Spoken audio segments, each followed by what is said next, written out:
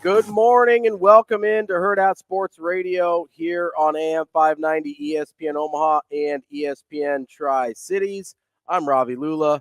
Andrew Rogers is back in town. What's up, man? How are you, buddy? GBDR. That's what today is, Shane. GBDR. Hashtag GBDR. Go big Dylan Raiola. Yep, there we go. The long wait, the unusual courtship appears to be over. The long wait. Didn't we find out last week that he was interested? I mean, no. To be fair, last week was kind of the final push, right? Mm-hmm. This has been something legitimately Nebraska fans have been talking about for a couple years because remember the infamous margarita story with Scott Frost was about yeah, you should have spent less time in Margaritaville. This was a story about Dylan Raiola. This was like a year and a half ago, and he was already well on the radar of Nebraska fans at that point. This has been a years long saga, right? But I think it's good. He was pulled out of the heart, right? Yes. I mean, he was placed in Georgia. He was placed at Ohio State. Mm-hmm. Like, so when I say it was short-lived and not long-lived, it was because he was at a different school, right? Yes. He was verbally committed to another school. Did he actually put pen to paper at those schools?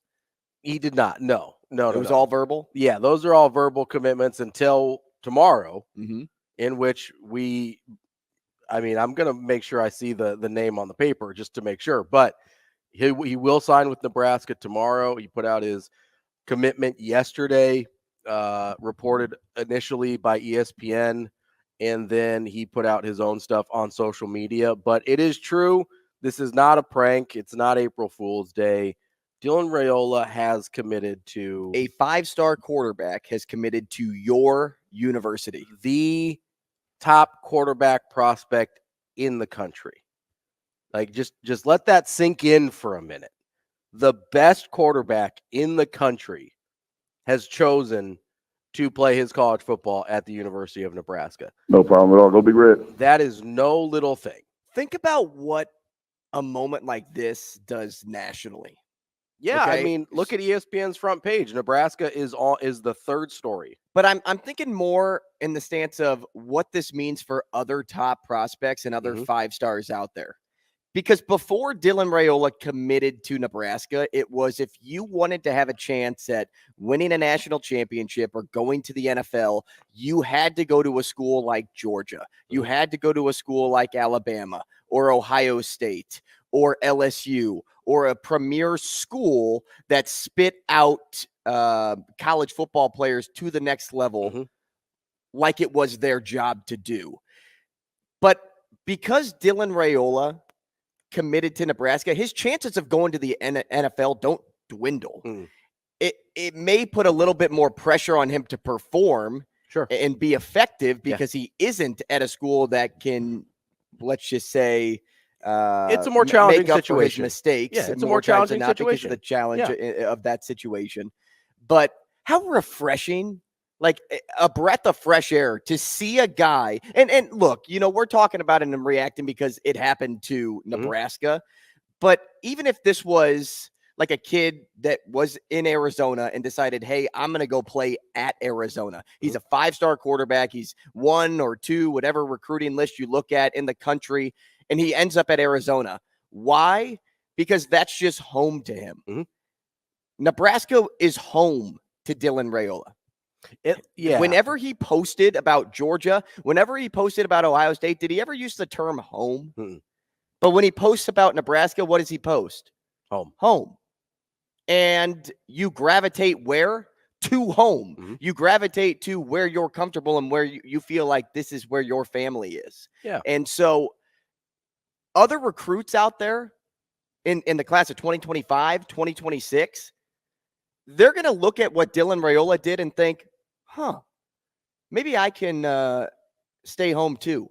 Maybe I don't have to go to Georgia in order to be the best college football player out there. Maybe if I'm from South Carolina, I can stay in South Carolina and be a 5-star quarterback at the University of South Carolina and be fine. Is South Carolina a powerhouse? No. God, no. But the snowball effect of a commitment like this just shows the rest of the country that, hey, there can be some parity done. Mm-hmm.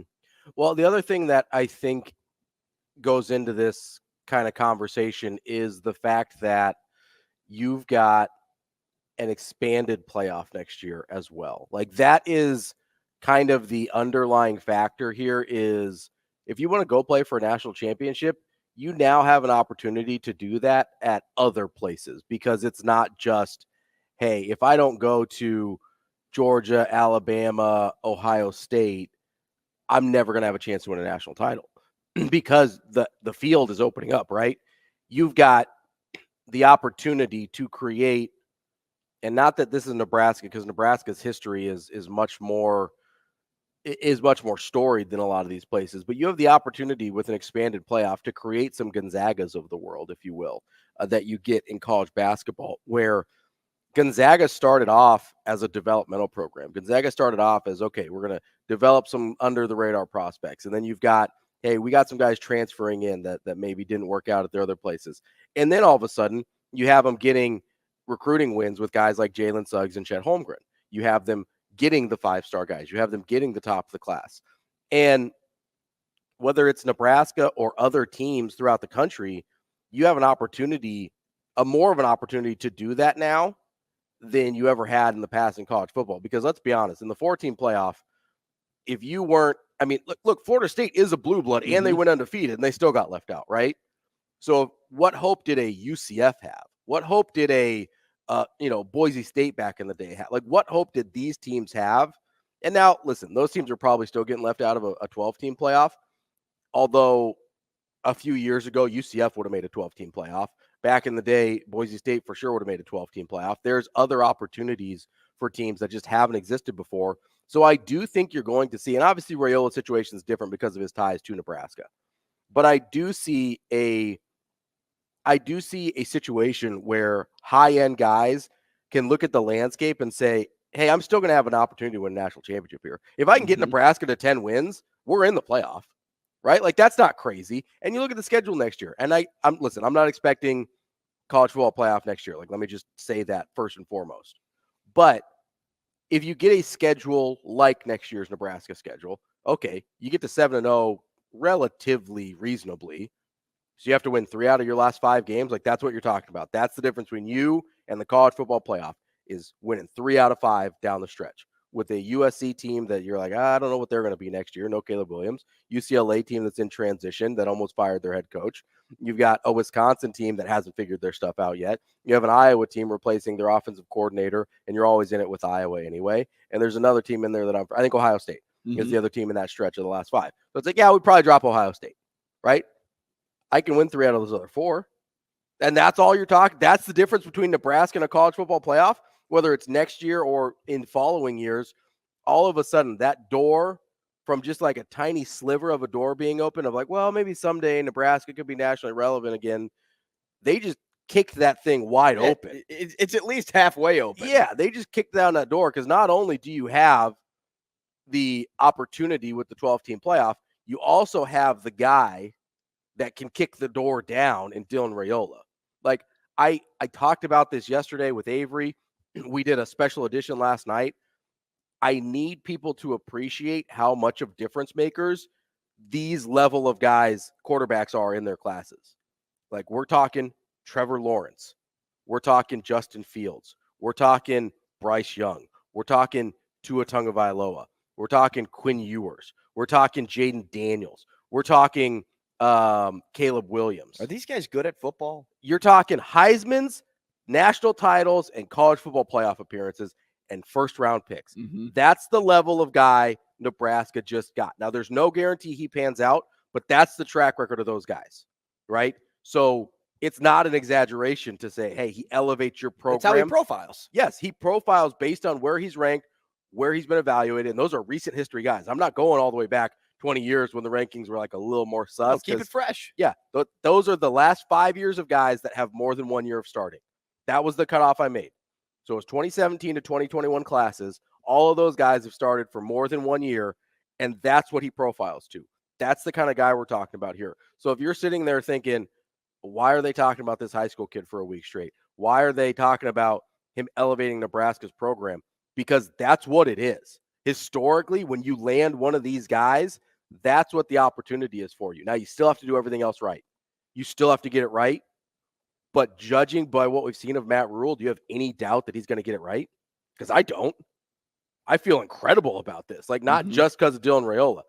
I'll be honest with you. If, like, year 3 and beyond, Scott Frost had landed Dylan Raiola, I'd have been excited, but I'd have been pretty scared. So I got to have been really hesitant. I would have. I'm not today. It's funny because I saw this tweet. I saw this tweet yesterday, and it made me laugh because everything that you're kind of saying about him being a legitimate game changer for this university, a difference maker. You know, he profiles as a potential first-round pick, Heisman, you know, go all the way down the list. These 5-star guys that come to universities tend to pan out like so. And I read this yesterday, and it made me laugh because you see so many people, whether they're fans of Georgia or writers down for the Bulldogs, talking about Dylan Raiola as if he's essentially nothing anymore. And, you know, he goes to Nebraska and it's just, he's killing his career, this, that, and the other. And it's just funny how, you know, when a guy like of his stature commits to your university, he is what does Ravi like to call it? A generational talent, right?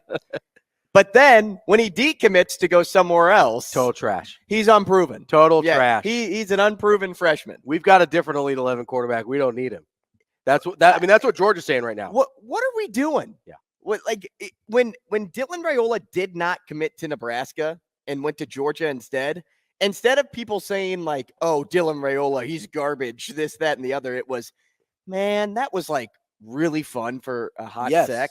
But God. And that was, golly, how do we get there? How do we get the 5-star? Yeah. That was the thought process. Yeah. It wasn't, oh my gosh, he's going down to Georgia. He'll never amount to anything. No, the thought process was, I wish he had come along in year 2 of 3 of Rule when we'd already established some sort of track record and proof of concept, so we felt more comfortable coming here. That was the thought. The only other thought, which again, I feel like I've talked enough about, but is totally asinine, is, oh, well, this kid must be a drama king and whatever, and oh, look at all these different schools he's gone to, and all this nonsense of it. It's like, oh, he must be demanding this and demanding that, and Nebraska said no thank you. And first of all, with the way it played out with Nebraska, I know that's not what happened. I mean, I can tell you, he didn't demand a starting job. He didn't demand anything except a fair and open competition. From everything that I've heard, that's all he asked for, in addition to whatever the NIL stuff, right? Like, that's part of the equation. But he asked for a fair and open opportunity for a chance to play next year. And the coaching staff's like, yeah, absolutely. We give that to everybody. Like, that was the only thing that he asked for. Okay. So, well, and in the current quarterback room, yeah, sure. Are you looking at this and saying, man, but when there's no way I'm seeing the field next year? But when Kyle McCord moved on from Nebraska, people were like, oh, Raiola must have demanded the starting job, blah, blah, blah. It's like, no, Raiola walked into a situation and asked for the same thing McCord did, which was a fair and open competition. McCord walked into a room that looked like Harburg and Chuba, and that's it. And he's like, yeah, I can win that job. And then Raiola walks into the room and he goes, yeah, maybe I can't win that job. And that's why McCord moved on. Not because Raiola demanded anything, except for the same thing that everybody else gets, which is a fair and open shot. So, like, the narratives change around him sometimes, but around Nebraska, it was never, oh, this kid isn't any good. We tried to talk ourselves into the fact that maybe he wasn't a good fit, despite the fact that he's prodigiously talented. We tried to talk ourselves into every scenario. Because trying to make yourself feel better. You're trying to make yourself feel better, right? Because you're like, God, he was a legacy kid, and we can't even land that guy. Like, that is what Nebraska fans were going through. And first of all, it's not the case. I feel like I've talked about that plenty. But secondly, just finally land. And honestly, I think it's more of a vote of confidence for Rule than anything that we could have seen on the field this year. Because we did see a lot of improvement, right? We saw improvement with the offensive line. We saw incredible defense. We saw them fighting, and they improved in a lot of different areas over the course of the season, right? The one area they couldn't improve was quarterback. which is a pretty easy pitch to a guy that's a 5-star and be like, hey, if you just come in and be better than what we had, like, look at what we can be, right? Mm-hmm.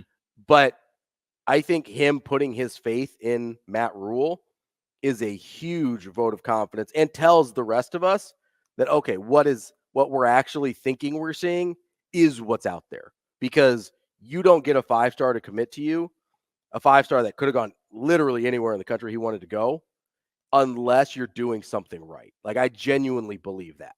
And when you win at Nebraska, it's different than winning at Georgia. Because when you win at Georgia, anywhere, I promise you that. Well, when you win at Georgia, it's taken for granted. Mm-hmm. The expectation is to win 12 games, especially now. Yeah. And, if you don't win 12 games a year, that will be talked about. But if you do win 12 games a year, it's like, oh, well, that was expected. You should have won 12 games. But at Nebraska, you win 7 games, 8 games, 10 games, 12 games. No matter how many games you win, if it results in a bowl game by season's end, that's what's going to be talked about. To start, for sure, yeah. When Scott Frost got here, it was, man, if Scott Frost wins, if he takes Nebraska back to where they used to be, he'll never have to buy a beer again, right? When Matt Rule arrived, same type of conversation was said. Now, when Dylan Raiola arrives and he turns 21 someday, it's going to be, man, if he wins, he'll never have to buy a beer again. This city will put a statue up for that man. Not only will he not have to buy a beer again, he may never have to work for it. Like, work. Like, I'm not even kidding. Like, this, I don't know that people appreciate the magnitude of how big it would be if and when Nebraska comes back up. Because there is, I mean, first of all, if it happens, Dylan's probably an NFL quarterback, right? Like, I don't think that's a stretch based on what his talent profile looks like, right? And he's a prototypical, this isn't, like in the 90s, no matter how good Nebraska's quarterbacks were, it was a tough transition to the NFL because of the offensive style, right? That's not what we're talking about here with Dylan Raiola. You can have, if you're a 5-star guy in Dylan Raiola's skill set, like you're gonna have a real good shot at the NFL.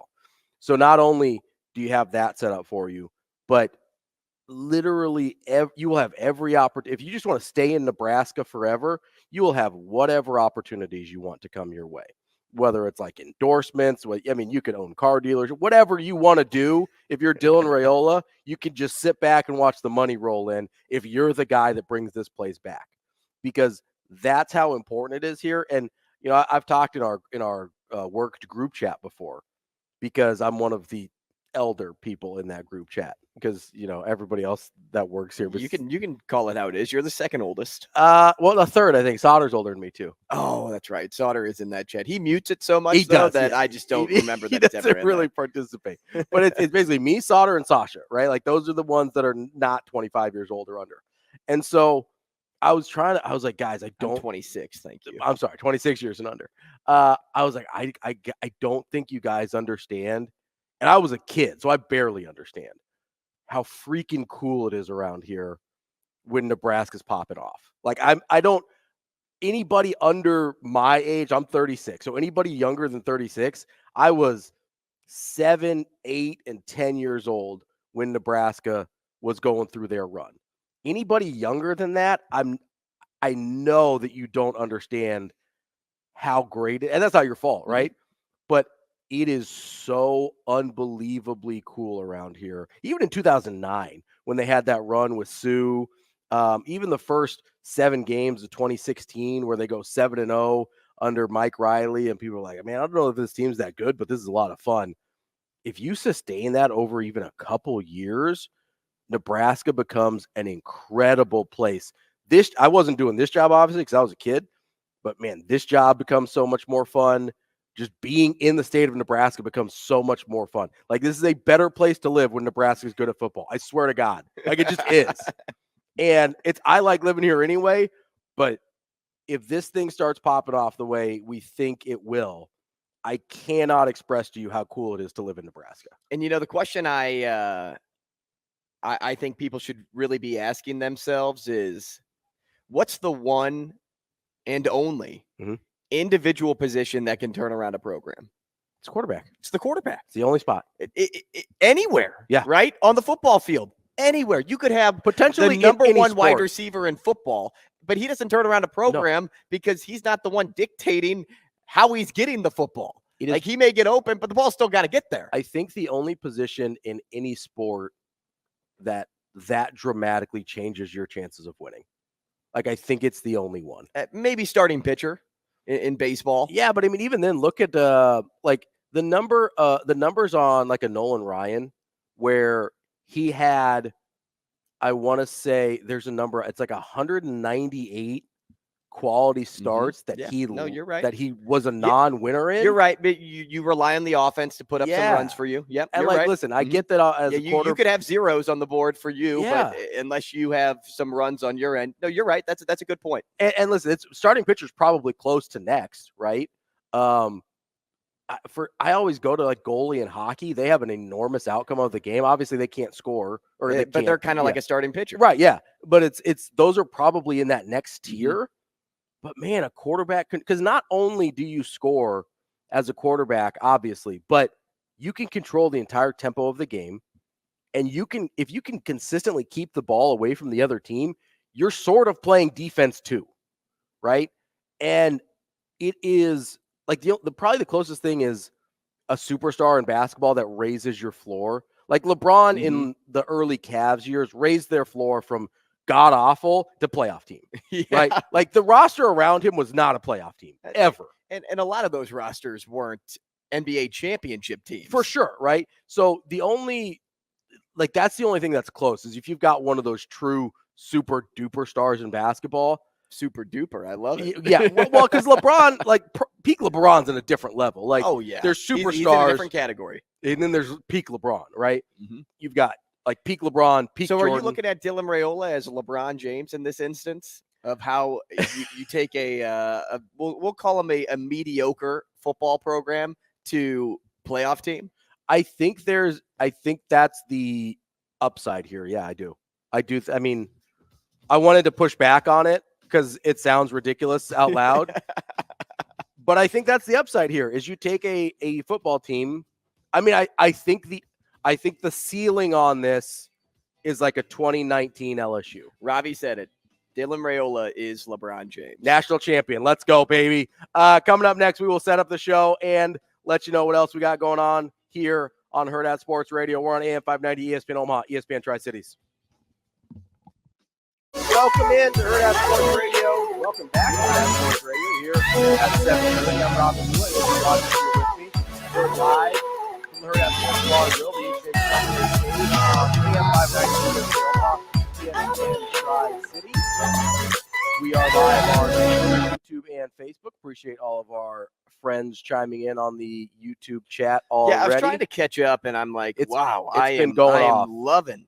Yeah, it's been all the different names I'm seeing. I know. We got a lot of new faces. We appreciate everybody chiming in there. I got a DM on Twitter.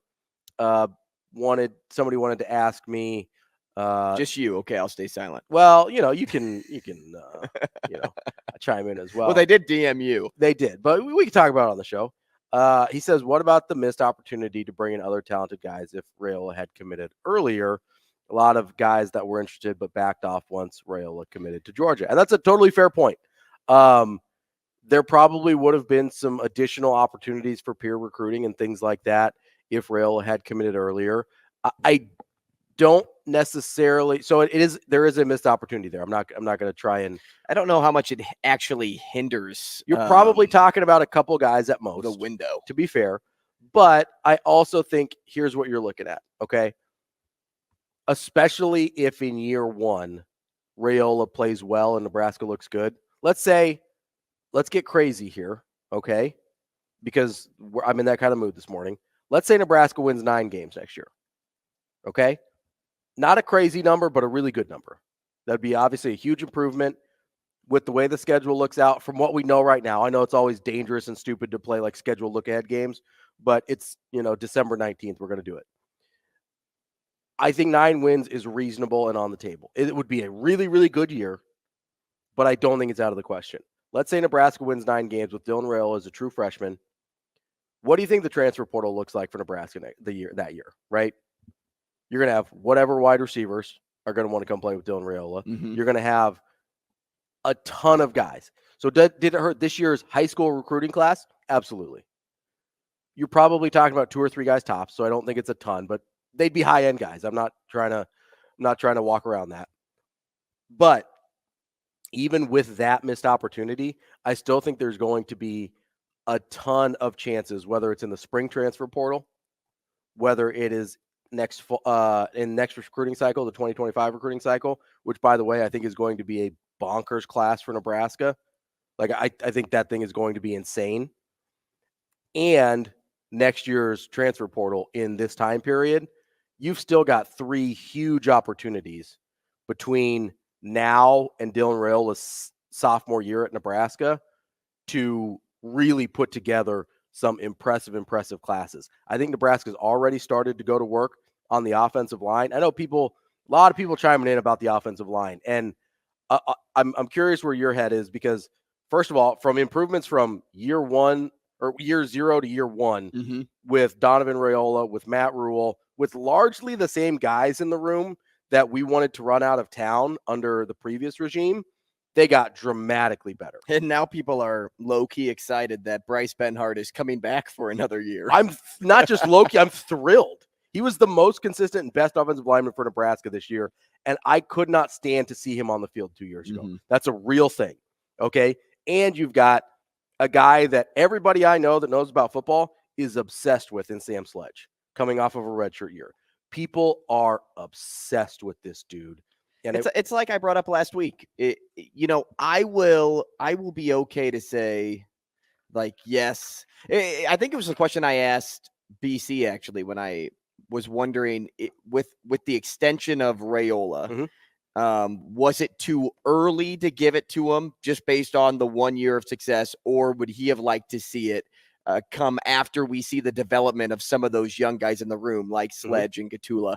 And if I remember correctly, he pointed out that it came at the right time, but it is something I still think about with those young recruits. Of once I see them develop, then I'll know for certain that Donovan Raiola's the guy. For sure. Like, for certain. Now, should you pay him ahead of time? Yeah. Based on the improvements that you saw last year, sure. Absolutely deserved. Yeah. But with the improvements we saw, as you pointed out, from year 0 to year 1 of Coach Rule, it's night and day. It's not even close. The protection that these quarterbacks got this year, even though it wasn't, we'll call it amazing, but it was much better than what you saw in the last year of Scott Frost, than the first year of Coach Rule. That right there is deserving of, the price tag that Donovan Raiola got. And look, we talk about it a lot. The raise didn't come because of Dylan Raiola. So that's why we are focusing on the O-line growth in terms of the raise than we are the recruitment of Dylan Raiola.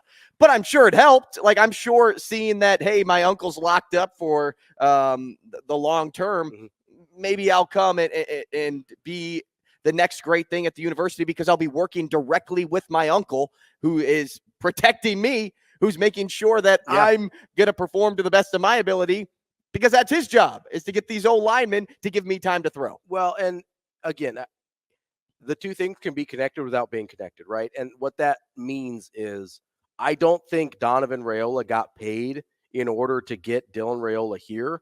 I do think Donovan Raiola getting paid had an impact on how Dylan Raiola and Dominic Raiola felt about Nebraska, the coaching staff, and the way they take care of people who perform well, and the way they keep their word to people who perform well. And now they kind of are who they say they are, right? Matt Rule the whole time was like, listen, I kept Donovan Raiola because I like Donovan Raiola. I think he's a good football coach, and I think he's going to do a good job with this offensive line, regardless of what that meant for Dylan Raiola. This is going back a year from when Donovan was retained. And the ability for Matt Rule to put his money where his mouth was, like the ship had sailed on Dylan Raiola, everybody thought, and Donovan still got the extension because he deserved it. It wasn't because they thought it was some last chance Hail Mary for Dylan. It was, hey, Donovan did a great job this year. He took this offensive line from putrid to above average in 1 year with the same dudes, with 2 full-time starters missing, and Willie missing a chunk of the year as well. He played some of this year with only 40% of his starting offensive linemen, and still they dramatically improved. Feels like the offense played with 40% of themselves. I mean, they played with like 40% of a quarterback most of the year, which was a big problem as well. But that was the other thing that I wanted to bring up. When you've got a guy at quarterback who actually has good pocket presence, which I think is low-key one of Dylan Raiola's best traits, is he has a really good feel in the pocket. He's got good awareness. Your offensive line all of a sudden looks so much better. And that's part of what we saw last year. Some of the deficiencies that we thought were on the offensive line, I genuinely think were quarterback issues. And not to put everything on the quarterbacks, but let's be honest, it's not like that was a great position for Nebraska last year.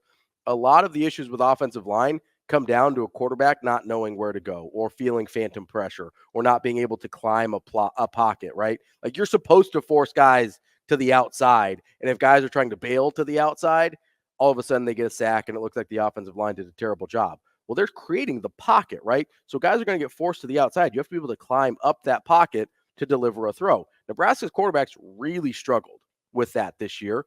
And so it made the offensive line not look as good as I thought they were performing.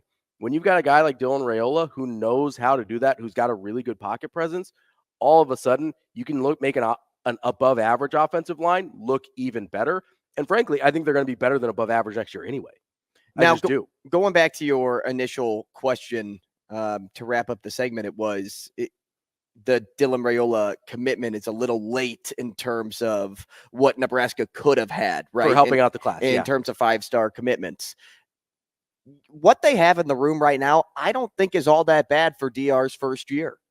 No, what we saw out of Jalen Lloyd, even though he's a 3-star, Jalen Lloyd offers so much athletic ability and speed on the outside. I mean, shoot, at one point, I think Texas Tech had him for track and football. Does Nebraska have him for track too, or did he just stick with football? I can't remember. I don't know if he's running track, but he's a world-class track athlete. Right. I mean, and then you look at Malachi Coleman, who's a 4-star, one of the best receivers to come out of the state. Mm-hmm. You have Thomas Fedoni, who was a former 5-star. He was number 1 tight end in the group. Was he he was a 4. He was a high 4. He was a 4. So a high 4, but he was the best tight end in his class. Yeah, in the country. You have dudes on this offense Not right to mention, you've got another guy in that group with Carter Nelson that is the highest ranked tight end in this class. Now, he's got a little development to do, I think, still, but it's not like you have no guys there. And we didn't even mention the guy that the coaching staff thought was the furthest along in Jaden Doss. He's the guy that they thought was the best freshman receiver before he broke his hand. Mm-hmm. So you do have options. And don't forget, bunch of really, really athletic guys redshirted this year in that room as well. Not to say they won't get some more transfer wide receivers, but it's not like the room is bare. And remember, a good quarterback can really elevate anybody's game. More Hurrdat Sports Radio next. We're wrapping up hour number 1 here on Hurrdat Sports Radio on AM 590 ESPN Omaha, ESPN Tri-Cities. I'm Ravi, Lulla, Andrew Rogers here with me. Want to remind you that coaches make substitutions during the game to get the best players on the field. Drivers should do the same. Getting behind the wheel after drinking demands a substitution. Get a sober driver behind the wheel. Impaired driving is deceptively dangerous. Message from the NDOT Highway Safety Office. We are wrapping up our first hour here. Lots of Dylan Raiola talk. Do want to remind you, we're going to talk to Nick Bahe here at 8 a.m. I'm sure he's got some thoughts on Dylan Raiola as well. Comes from a long line of Huskers in his family. We'll talk, obviously, some college basketball with our guy, Nicholas Allen, as well. And then at 9 o'clock, we're going to talk to Mike J. Schaefer. I'm sure he's been busy.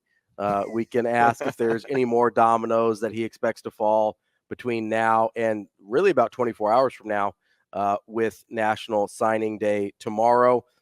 We will also get to Hurrdat Hot Seat to end the show. But right now, not lost because it hasn't officially happened yet. But there is some other quarterback news in Nebraska that I'm hearing some things about that I want to share and kind of get your thoughts on, Andrew. So obviously, there's been a few major quarterback developments in Nebraska over the last week. First, Kyle McCord looked like he was coming to Nebraska, not coming to Nebraska. Dylan Raiola looked like he was coming to Nebraska. He is coming to Nebraska. Daniel Kalen looked like he was leaving Nebraska. He's also staying at Nebraska, which I think is a big deal for their quarterback depth and development there as well. But there's another guy, name you might be familiar with, that I'm hearing some things about as well. A little guy named Casey Thompson. I don't know how little he is. Well, I mean, he's kind of small for a quarterback. He's a little short. He's like maybe 5'11", 6 foot. That's a little small for a quarterback. Hey, you know, don't call out the 5'11s. I mean, listen, he's taller than I am. I'm just saying for a quarterback, not prototypically. Hey, what's Kyler Murray? 5'5"? Maybe. He's running around there like NFL Tom Cruise out there. NFL Tom Cruise. Oh, he does make things look impossible. I mean, for the Cardinals, a little Mission Impossible. Yeah, it's his mission. The Casey Thompson, what I'm hearing is there is a potential for him to come back to be kind of a mentor backup quarterback to Dylan Raiola as he kind of starts his career path towards coaching. He wants to be a coach from everything that I've heard. And this he would kind of view as an on-ramp to his coaching career. He would be sort of a mentor for Dylan and for Danny Kalen as well, and for the whole quarterback room, because Casey is famously kind of a film junkie. He is adamant about his preparation and things like that. Kind of because he's been in college football forever. I mean, this is year 6, 7. Mm-hmm. I don't remember what. It's deep. Carry the 2. He is deep into the he's deep into his college football career here, but he's got that professionalism that you talk about sometimes when you talk about like a rookie in the NFL. You want to let's have a veteran presence in there so he learns how to do the job. That's kind of the role Casey Thompson would be having in the quarterback room, and then he'd be kind of a break glass in case of emergency situation in terms of a backup quarterback. So that to me is actually a really interesting move for Nebraska. I think it's really smart too, because chances are Dylan Raiola is going to be the starter next year. I mean, he's coming in the spring semester.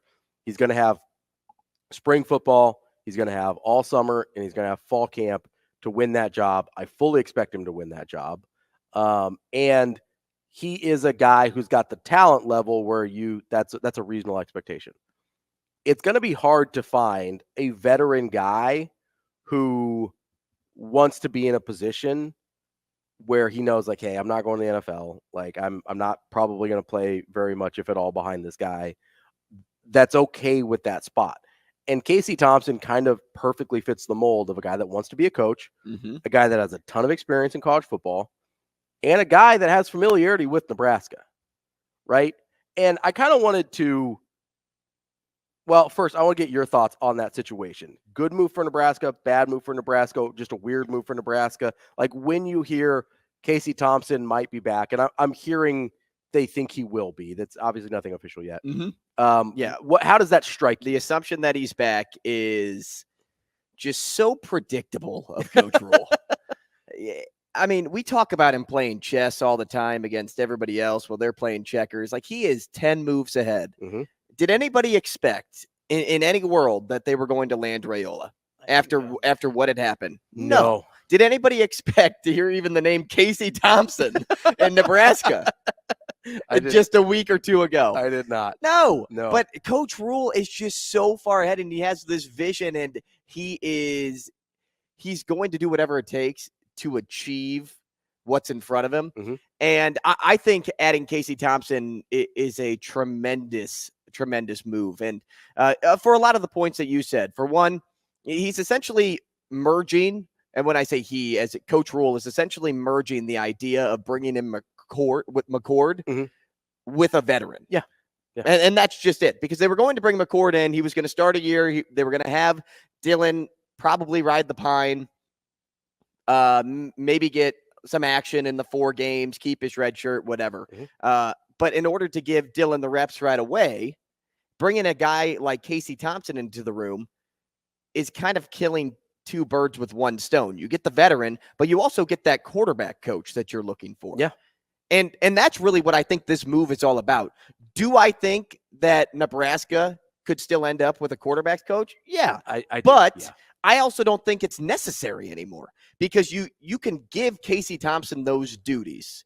And if what we know about Casey is true, him being a film junkie, yes, but he is kind of like a nut job in the film room. Yeah. He is so much of a film junkie that he is probably more coach role than he is player.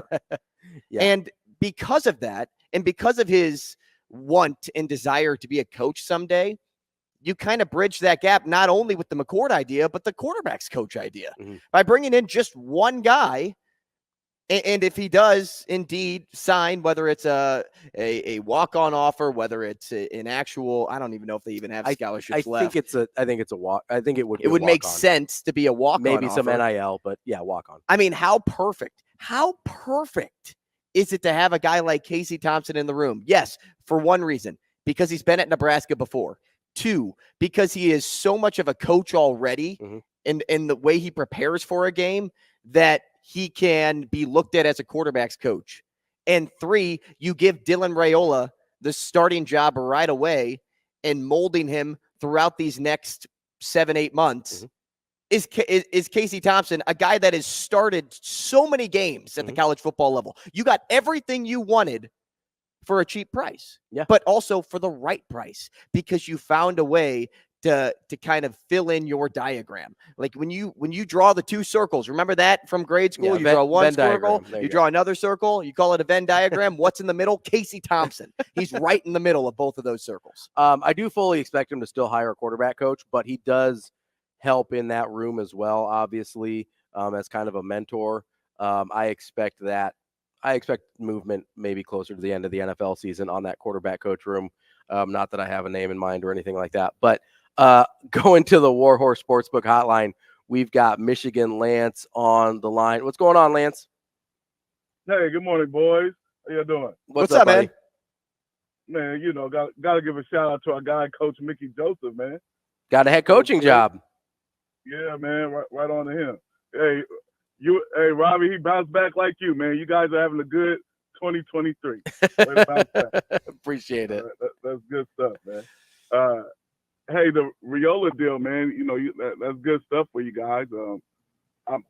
Here's what I'm hoping happens. What I think should happen. Okay.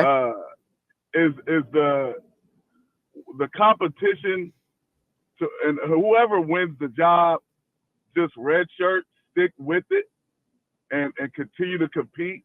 Because there's some things from in the past that you can do that does still work, and that's competition. If you look back, let's take Nebraska for example. You know, it was Tommy Frazier, Tony Veland, Mike Grant, and I don't know if Behringer was in that quarterback room as well.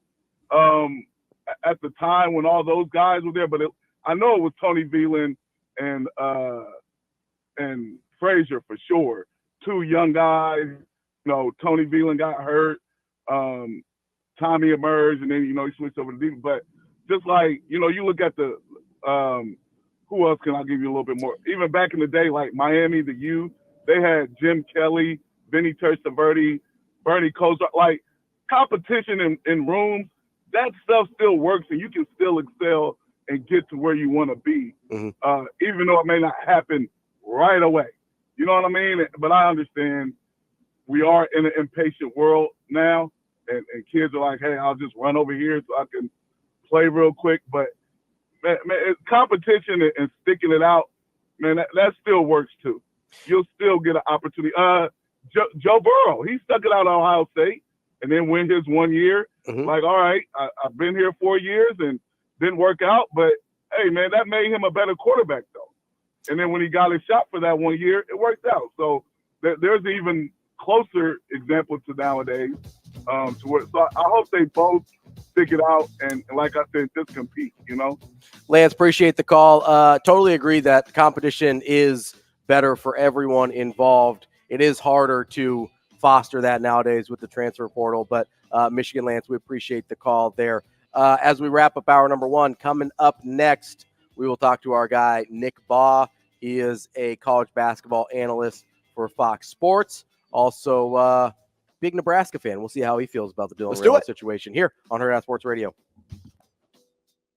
Kicking off hour number 2 here on Hurrdat Sports Radio on AM 590, ESPN Omaha, ESPN Tri-Cities. Though that voice can only mean one thing. It's that Nick Bahe, college basketball analyst for FS1, host of the Nick Bahe podcast and the Schick and Nick show, is joining us here today with his Superfly Shoot 360 polo on. What's going on, buddy? What's up, guys? Thanks for having me on. How are you? Oh, Nick Bahe. I told Ravi anytime I get to talk to you, it's just like it's a true blessing. I mean, like you have the ability to make anybody smile. Like, I don't know if that's ever been told to you, but just like seeing you smile and hearing you laugh and just hearing your voice, I'm just like, man, like I'm in a good mood. I appreciate that, Andrew. That's very kind of you to say. Listen, Bill Self used to say, listen, guys, you're either an energy giver or you're an energy taker. And I always try to make sure that, like, even now, like any room I walk into, I try to lift it up. I try. Or at least I'll lift the volume up at the very least. Wait, so Nick, did we just get some breaking news that Bill Self is an energy vampire guy like Sean Eichhorn? Is that what we just learned? No.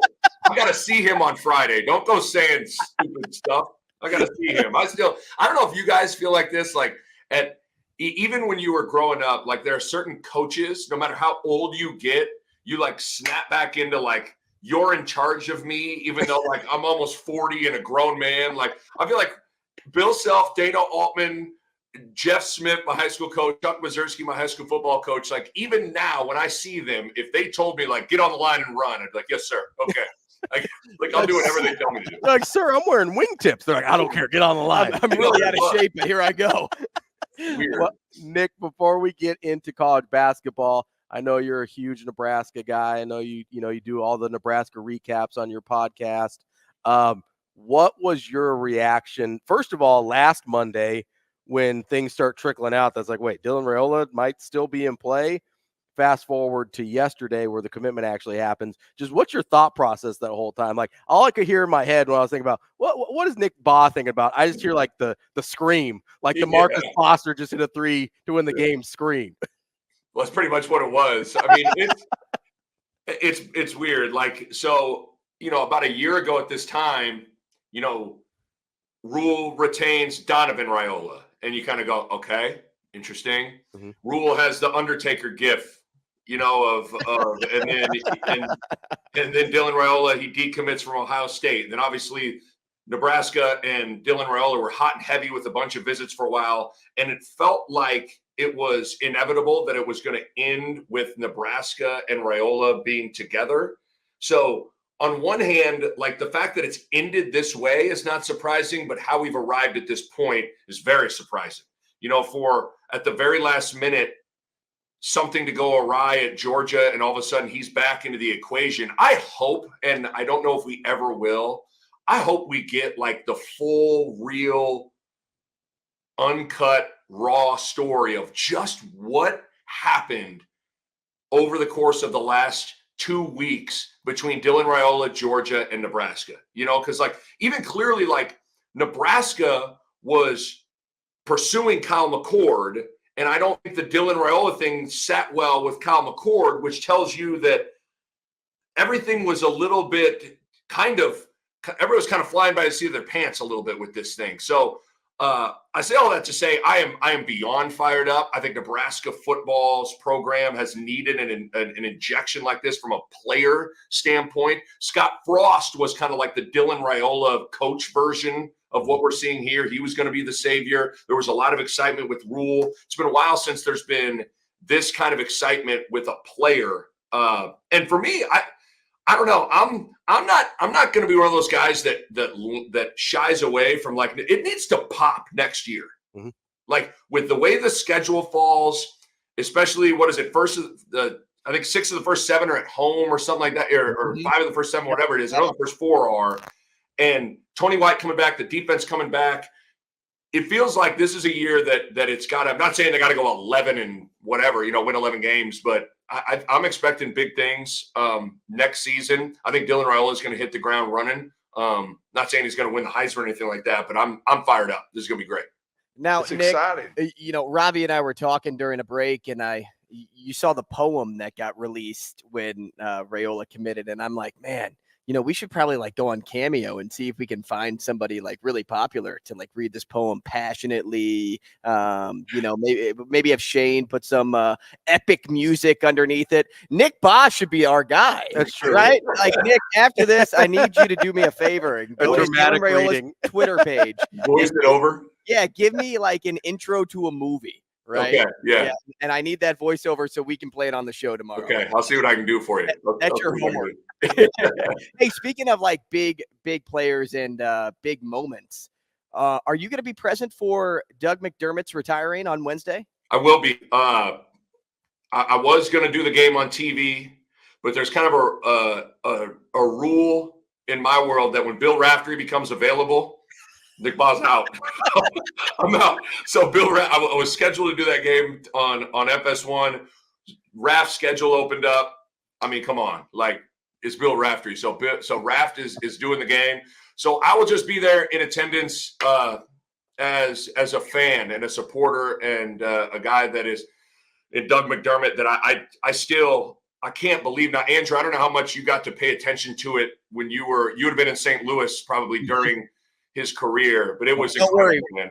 We saw some great Creighton moments on TV in St. Louis too. Yeah, and so the further removed I get from it, the more I can't believe that like I got to see every point the guy made. Like I was the full-time radio analyst, and so all 3,000 points I got to see all of them. And so I'm very, very excited. I could talk for forever about Doug. Nick, I've been trying to kind of put into context because I'll obviously be there tomorrow night as well. Just how crazy his senior year was, right? Because obviously you get all this hype right away, and then it culminates with that senior night against Providence where like he needed 38 to get to 3,000. And everybody was just like, yep, he's going to get it tonight. Like 38 in a college game is bonkers. And no one had any doubt that he was going to get it. And then he goes out and gets 45. That like, can you put into any kind of context for me how just stupid that is? Yeah. I mean, the fact that and he says it after the fact, he's like, oh yeah, I was going for it. Like imagine being like heading into a game being like, I'm going to get 38 tonight. Yeah, I'm going to go get 40. No big deal. That is what I'm doing. But that season, I mean, averaged 27 a game. Mm-hmm. He would have 25, and you were like, Doug was okay tonight. Yeah. Like think about Nebraska's roster, Creighton's roster, and if someone had 25, you'd be like, dog, that dude was on one tonight, Yeah. Doug would have 25. And it was like, he was okay. It got to the point where it looked like varsity versus JV that year with him, where I used to love, he had a way of, some guys let the game come to him or come to them. Like he was notorious. That first 4 minutes was like a Tyson fight. Like Doug was going to come out swinging. And the amount of times under that first 16-minute media timeout, Doug would have like 11 or 12 or whatever was all the time. And it was so interesting when he's going through the Big East. There was the whole question of, okay, he did it in the Valley. Can he do it in the Big East? And I've told this story before, but I remember being at Seton Hall. Creighton played Seton Hall pretty early in the conference slate. And there was some Jersey Seton Hall fan comes down and he sees that, me and Bishop are the radio guys. He taps me. He's like, hey, which one's McDermott? Which one's McDermott?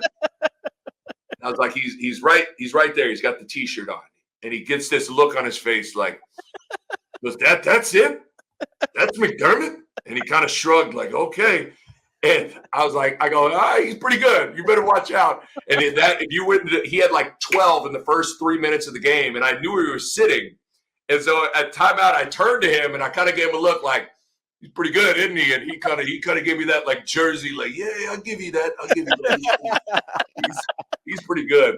Still though, Robbie, like as much as his senior year was crazy, I think some of his great performances early on, like his sophomore and junior year, get forgotten. What he had like Bradley 42. It was 44. 44. Yep. That was the first moment for me where like I thought he went from like, I think Doug's really good to, is this guy like the best player in the country? Maybe. Yeah. You know, like he had 44 points and I think he missed 4 shots. And like one of them, he got a rebound. He like missed a bunny. He got the rebound and laid it in. And another one was like a desperation heave 3 from like 35 feet. So he basically had 44 and didn't miss. Mm-hmm. And I remember the official at the end of that game walking down towards me. I think it was Kip Kissinger, and he took his whistle out of his mouth and he looked at me and his eyes got big and he just mouthed, "Wow."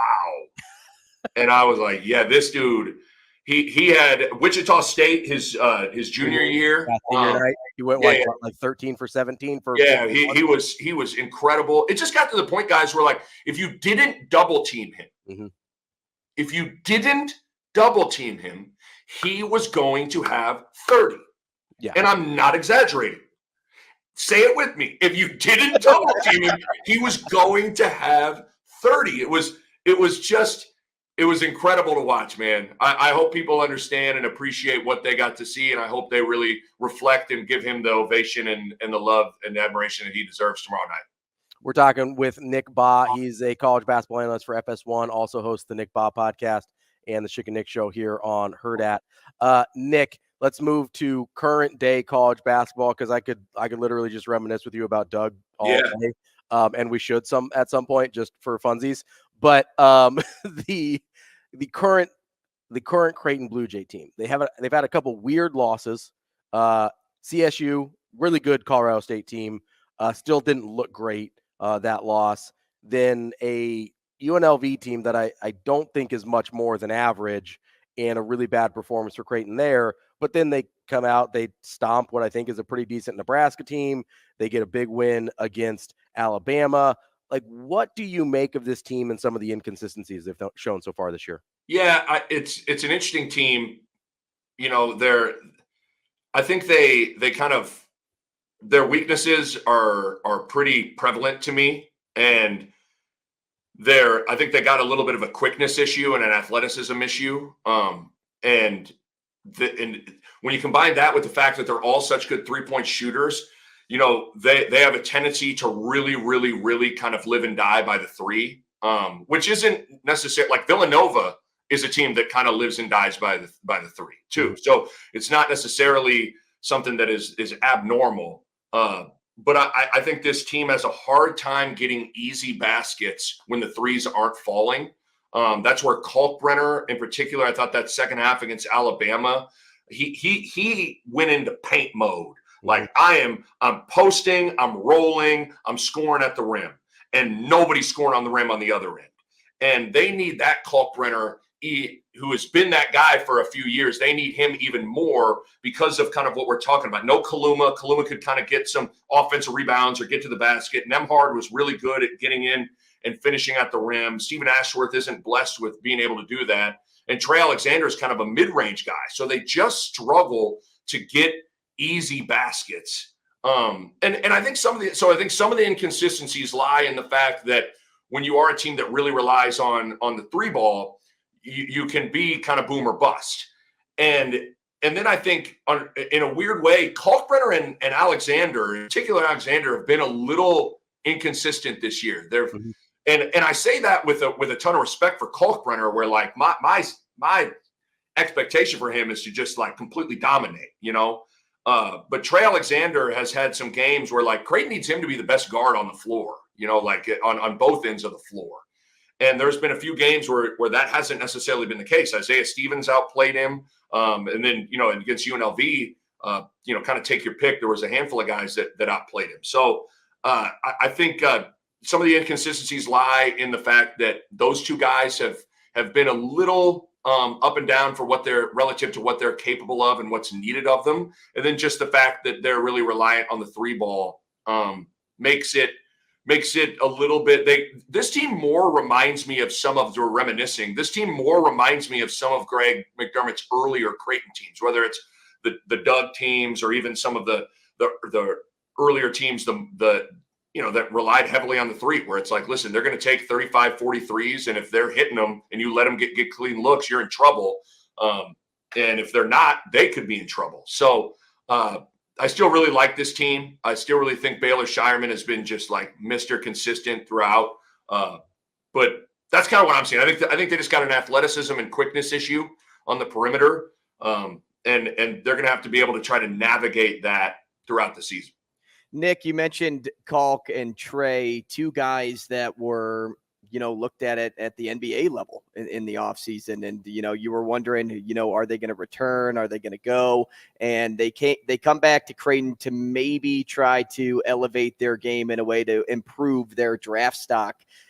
You mentioned how it just kind of hasn't all been there yet for both of those guys this year. What are those necessary improvements you think need to be made in order to really hit that next level as prospects? Yeah, and what's hard is I think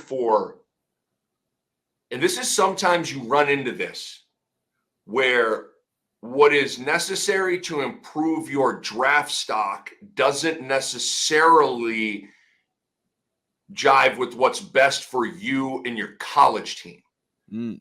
I have thought all along, I'm very lukewarm on Kalkbrenner shooting threes. Like, unless they're a end of the shot clock, you pick and pop, you're out on the perimeter, you step out for some sort of 5-out look and you're wide open and it's under 10 on the clock or whatever. I like that dude picking, rolling, posting up in the paint. Just think about it. Every time Kalkbrenner shoots a three, the other team is going, thank you. We'll take that. And it's not that he can't make them. I mean, he's proven he can make them. So I think, Andrew, the hard thing is like, I think what the NBA probably wants to see Kalkbrenner show he can do is they know he can protect the rim. I think they know that he can probably, slide his feet on a perimeter guy a little bit and at least contest and make something difficult. They know he's a great pick roll lob guy, which is what a lot of 5-men are in the NBA. But what they probably want to see is like, hey, can this dude maybe stretch the floor and pick and pop and shoot threes at the 5 spot? And so I feel like for him, it's those two things are a little at odds for me. Mm-hmm. And again, I'm not saying never shoot threes, but I'm not a fan of like, here comes Ashworth, Kalkbrenner's the trailer, you flip it back to him, there's 20, like he's Raggi or, something like that, and he's letting that thing fly. I'm not a fan of that. So that's kind of the Kalkbrenner side of things. For Trey Alexander, I mean, I think he's shown signs. Like, I thought early in the year, it was like, man, that dude looks like an NBA combo guard. Mm-hmm. NBA combo guard. Like, I think the biggest thing for him is just, he's a good athlete. He's not a great athlete. I think he needs to continue to try to showcase that, hey, I'm athletically, I can hang, I can guard different guards. I can get by different guys off the bounce. I can manufacture and create shots for other guys. So I think Trey Alexander is going to get a lot of reps to be able to show those things. I thought Trey was well on his way to improving his stock early in the year. I think that's kind of slowed down, but there's so much basketball left, mm-hmm. and he's going to get the opportunity to take on some really Kolek and Tristan Newton and take your pick from a lot of different good guards down there. Justin Moore, as he progresses throughout this year. Nick, let's go to the national kind of landscape in college basketball before we get you out of here. Obviously, your Kansas Jayhawks off to a good start. Purdue and Houston as well. As you've watched these top teams early on in the season, how do you think kind of the tiers break out? Do you think there are a couple of teams above everybody else, or because it kind of seems like there's a clump at the top that is sort of all in the same neighborhood to me? Do you agree with that, or how do you break it down? Yeah, because I kind of think that, like, I think there are 5 teams that have kind of, like, I don't want to say completely separated themselves, but like, I think Marquette, Purdue, UConn, Arizona, and Kansas. Mm-hmm. That would be my, like, you don't throw Houston in there? I just don't know if Houston's played a tough enough schedule at this point. They would be the one. I mean, if you're looking at I wrote down some teams before we got started. At 6, I put Houston. I mean, they're right there. Right. And those other teams have all kind of played each other, though, a little bit. Yeah. I just like Houston passes my eye test. Yeah. But I do like who have you played? Who have you beaten? Like, you look at who Purdue has played. Mm-hmm. Like, come on now. You know, like, I mean, Purdue has taken on everybody, right? Bama, Arizona, Marquette. Like, they have played everybody. Yeah, Houston Invitational helped a lot of those teams. Yeah. Right. I mean, Houston's toughest game at this point. I mean, they played at Xavier, played a solid Dayton team. They did play A&M this past week. That's a good win for them. But no, I think Purdue has the most unstoppable force. You know, like that one thing that beyond you take every other team's like thing, you know, that thing that you have to game plan for, deal with, and even if you have a good plan for it, it might not matter. That Purdue's got that. There's something with this Marquette team that I just love. That I feel like when they're at their apex, I'm not so sure they're not the best team in the country. But what's weird for me, what'll be interesting is like, can you win a national title without a legit no-brainer first-round draft pick on your roster? Who do you guys think Marquette has a legit first-round star? No. I don't know if they do. And I know that's maybe giving some weird preface to how you would look at a national championship team, but I mean, just go down the line, like look at every past national champion. They got like first round dudes on them. So on the team. I've actually done this, Nick. There is not, because I'm a dork. There's, I think every single team going back to like when they expanded the tournament in 85 has at least 2 NBA guys, and almost all of them have 3 with 1 that is a first rounder. So that your objection to Marquette is totally fair. Historically, it does not happen very often. It's very rare, and that's one of the hesitations with them. But yeah, I've loved what I've seen from UConn too. I mean, they look like, you know, some teams win, and you see this at any level where it's an NFL, NBA, whatever, and they win, and it like they have a successful season, and they either they take their foot off their gas with the process, or they think like, you know, because of what I did last year, everybody should lay down and just kind of get out of our way. UConn looks like they have taken everything they've done from last year and just like it's just been rocket fuel for them. Like their confidence. I don't even think Danny Hurley, he still is going crazy on the sidelines, but I think even Danny's got like a different look about him of like, you know, I know what we're capable of. Yeah. So I love what I've seen from them too. I feel like Purdue, UConn, and Marquette strike me as the 3 teams that I believe in the most at this point. That's Nick Bahe. He's a FS1 college basketball analyst, hosts the Nick Bahe Show, Nick Bahe podcast, and the Chick and Nick Show here on Hurrdat. Nick, we appreciate you joining us, and hopefully we can catch up again soon. Sounds good. Thanks, Ravi. Thanks, Andrew. Thanks, Nick.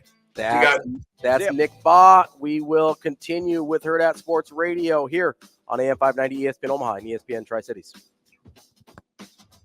We're halfway through the show here on Hurrdat Sports Radio on AM 590 ESPN Omaha, ESPN Tri-Cities. For some reason, I'm in a much better mood now. That's because we just talked to Nick Bahe. You'd also be in a better mood if you went out and saw our friends at Pratt Dental in North Platte, Nebraska, because Pratt Dental was the first dentist in Nebraska certified in the BioClear method. You're like, well, Ravi, what's the BioClear method? It is a treatment that is. I was lost the word there for a second. Hey, what's the BioClear method? Terrific question. No, it is a treatment that can help correct many aesthetic dilemmas in a permanent and less invasive fashion than treatments such as crowns. It's less time, less waiting, less invasive, fewer appointments, and you can get multiple restorations done in the same day. Dr. Pratt Dental in North Platte, Nebraska. You can either give them a call, 308-221-2800, or to learn more about the BioClear method and remember words like treatment that I apparently forgot, you can go to prattdental.com/BioClear-dental-treatment. That's prattdental2ts.com. Go to services, click on the BioClear treatment to learn more. That's funny, man. You're a funny guy. Funny how? I amuse you like a clown? We appreciate Nick Bahe joining us. Really good stuff there from Nick, college basketball stuff. Obviously, he's a big Husker fan, comes from a Husker family as well. So really good stuff there from Nick. Appreciate him joining us. What's up? So Nick brought up something in that last answer. Okay. When he was talking about the top 5 teams in college basketball. Mm-hmm. And it was before he got on the topic of you have to have like a first-round pick or multiple NBA draft picks to really make a national championship run. He had mentioned the 5 teams. Mm-hmm. And the 5 teams he said were Purdue, Kansas, Arizona, UConn, and Marquette. Yes. Okay, so you have a Pac-12 team, a Big 10 team, a Big 12 team, and 2 Big East teams. Mm-hmm. My question to you is this. Would you rather be a team playing in the Big 12 this year or the Big East? Because you look at both conferences, and the Big 12 is loaded in the top 25, and I mean loaded. Yep. Then you look at the Big East, and the Big East is heavily loaded at the top. Mm-hmm. And not to say that, the Big 12 isn't, because they have Houston up there. They have Oklahoma. Kansas. I think BYU is up there too. Yeah, but Kansas was kind of the known. Yeah. Baylor's number 10. Texas is 19. And Baylor was 1-6 before they lost to Michigan Before State. They so, got weirdly boat the raced. Big 12 is up there. But based on what Nick just said in terms of, okay, these teams are probably national championship contenders right now, and 2 of them coming in the Big East. Mm-hmm. Would you rather be a team in the Big East or the Big 12? Yeah, so I mean, in the Big East, you've got UConn, Marquette, and Creighton at 5, 6, and 12. So the depth of really good teams in the Big 12 is probably a little bit deeper. Now, it's a bigger league, so that's part of it too. You've got 2, 3, 7, 10, 17, and 19. But only one team that, Bahe considers the national championship contender. Maybe look at it as what league best sets you up for like a national tournament run. Yeah, I mean, I don't think there's a ton of difference. I think they're both really good leagues that you're going to have a really good – you're going to be really well prepared in the NCAA tournament because you're playing good teams night in, night out. It's probably – this year, the Big East is probably a little bit easier than the Big 12. The bottom, there's probably some more wins to be found there. Although but Butler's way up there this year. Butler's better. I don't know if I buy it in terms of long term. It's probably a lot like we talked about with Houston, and maybe if you look at Oklahoma's schedule, who have you really played this year? Like they played FAU pretty tight, but aside from that, their wins are not super impressive. They got boat raced by Michigan State by 20, which that's a fine team, but we've also seen Michigan State be up and down. So I don't know that I buy Butler. I'm still wait and see on like a Providence as well. So I think the depth of the Big 12 is probably a little bit more daunting this year. I think unless Villanova can come up the way we thought they might be at the start of the year, Villanova is kind of the tipping point for me for the leagues. If Villanova continues to struggle is probably too strong of a word. I mean, but they lost to Penn earlier this year. They lost to St. Joseph's. They lost to Drexel. They lost to Kansas State. Like they had kind of a rough stretch here prior to beating UCLA. That to me is, if Villanova's good the way we thought they could be at the start of the year, that probably tips it to the Big East for me, since they are down so far this year. So far as in up to this point, not so far down. I think it probably tips Big 12 at this point. I probably tend to agree, just because of where you kind of see the numbers in the top 25. The easy answer is the Big 12, but I think I'd also rather play national championship competition. Sure, yeah.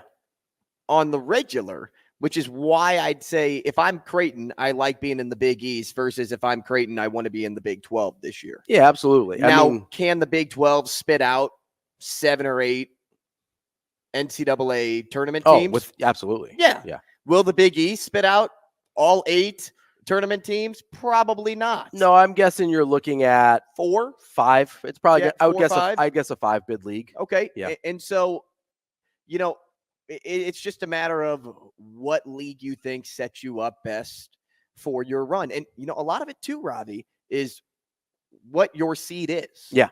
right? Because last year, Creighton was a 6? Yeah, because of their struggles in that stretch Yeah. between the end of the non-con and the beginning of the conference play. Yeah, during when a lot of players were sick, like Yeah. Kalkbrenner was out for a couple of weeks. Yeah, it knocked down their ceiling as a seed.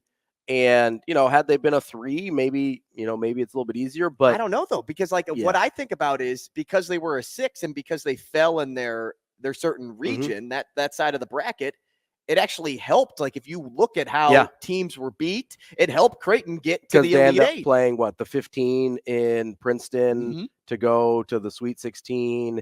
It worked out for them matchup wise. So yeah, I mean, it does. A lot of that matters in terms of how you end up being in March. But you're right. If you're a 3 seed versus a 6 seed, Generally, it's a lot. yeah. Generally, it's a lot easier to move forward. Yeah, your path is going to be easier. So because you can't count on the Princetons of the world or the Farley Dickinsons of the world. I don't know. Nowadays you can, though. Almost, yeah. Right? Yeah. There's going to be a team this year, again, whether they're a 15 or a 16, and maybe not a 16 because those are very rare. No, but you're probably going to have a 14 seed or higher win some games. They'll win their first round game. Like, at least, that's kind of how the team just gets hot. Yeah. They're I don't know, connecting on all cylinders. Yeah. It was St. Peter's 2 years ago. It was Princeton last year. It was Fairleigh Dickinson last year. I mean, no one knew who FDU was. No one expected Purdue to lose, which, what happened when Virginia lost to a 16? The next year, did they win the title? They did. They won the title. So does that mean Purdue's winning the title this year? That's the only history we have to go on so far. No, you make a good point, though, is the unexpected and the seeding is a lot more of a crapshoot than it used to be, even though it's always kind of been known for upsets, right? Want to kind of start switching gears back here to kind of the college football realm and the Dylan Raiola stuff a little bit. I know we got a lot of stuff in the chat as we were talking about Dylan Raiola about Casey Thompson, right? And, there's this narrative out here that we didn't really get to about Casey Thompson and how things played out last year, right? Because there were some people that were surprised as we're talking about his potential return to Nebraska that he would even be interested, considering the way people thought Coach Rule ran him off last year. And I wanted to kind of clear that up. That is not what happened. Casey Thompson did not get run off by Nebraska last year.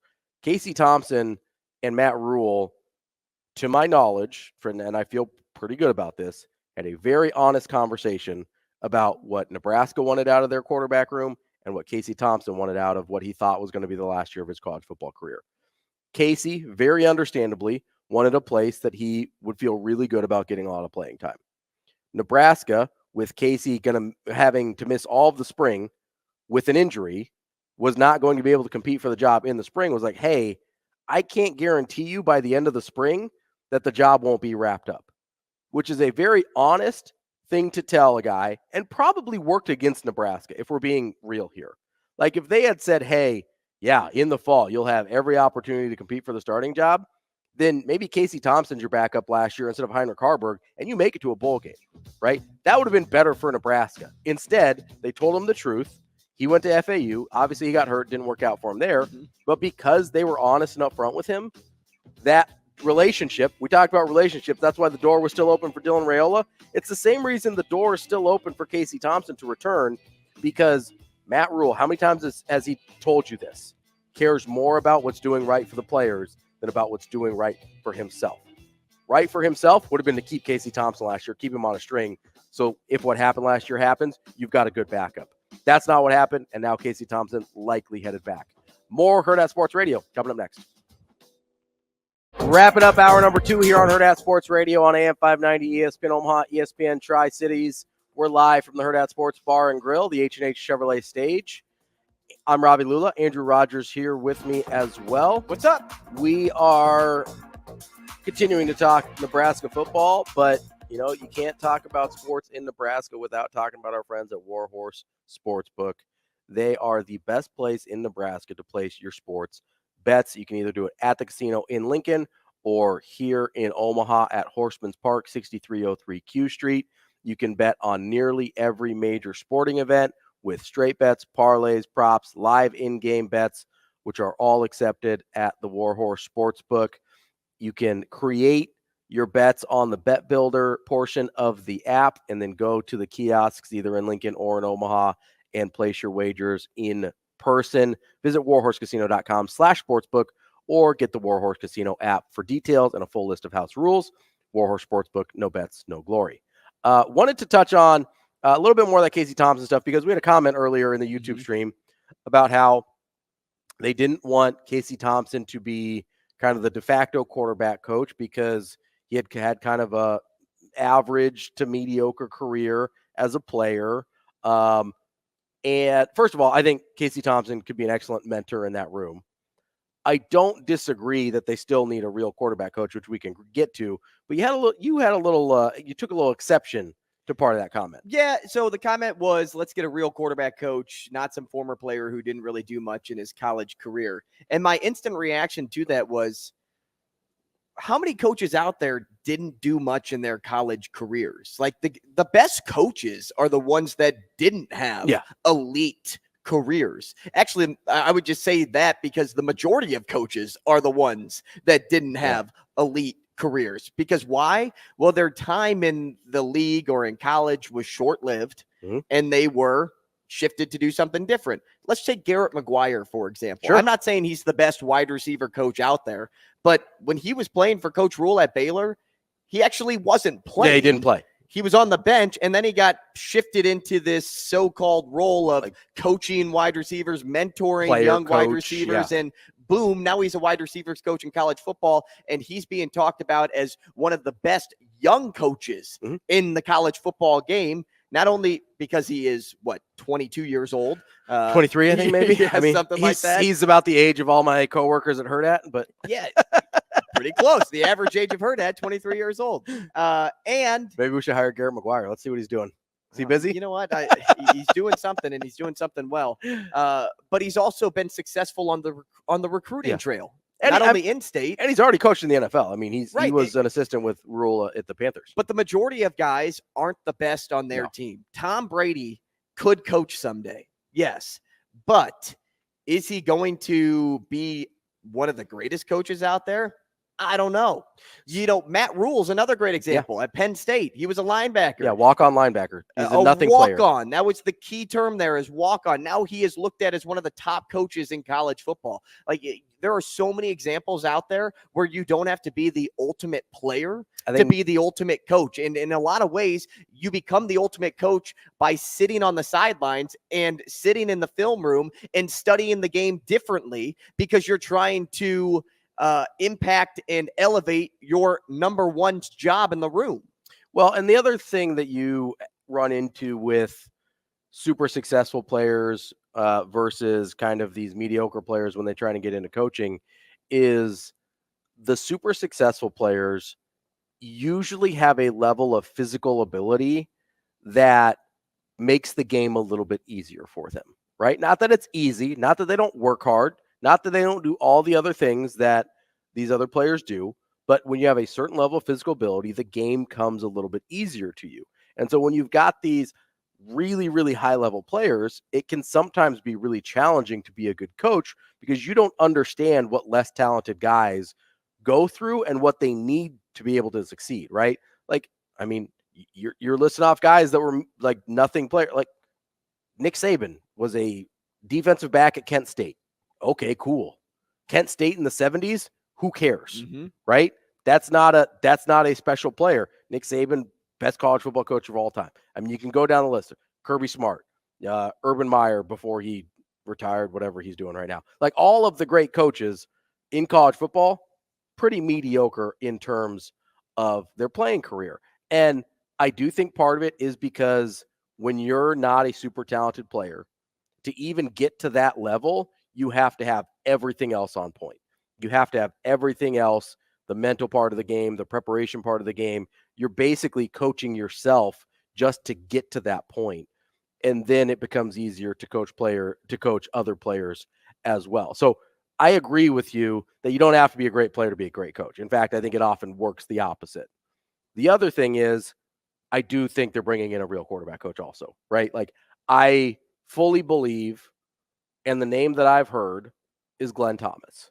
I fully believe Glenn Thomas is going to be brought in to be the quarterback's coach and either the co-offensive coordinator with Satterfield, who will move back over to tight ends, or the pass game coordinator, which is essentially a co-offensive coordinator, okay? Glenn Thomas has worked with Coach Rule in the past. He was there at Temple with him as the quarterback's coach and as an offensive coordinator. He was with him at Baylor as a quarterback's coach and as an offensive coordinator.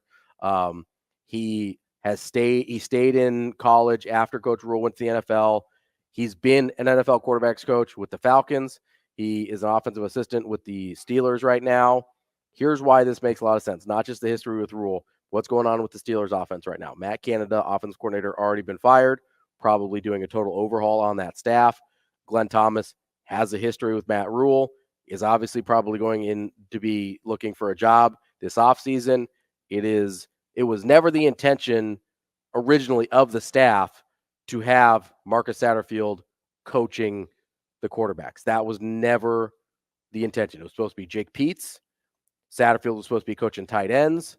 And when Jake Peetz backed out of the quarterback job, they ended up going with Satterfield at quarterback coach and offensive coordinator. This is going to be a lot closer to the staff setup that Coach Rule has had in the past. Last year was kind of a stopgap because he didn't want to make sort of a panic hire to fill a quarterback spot with guys that he either didn't know, didn't feel comfortable with, whatever.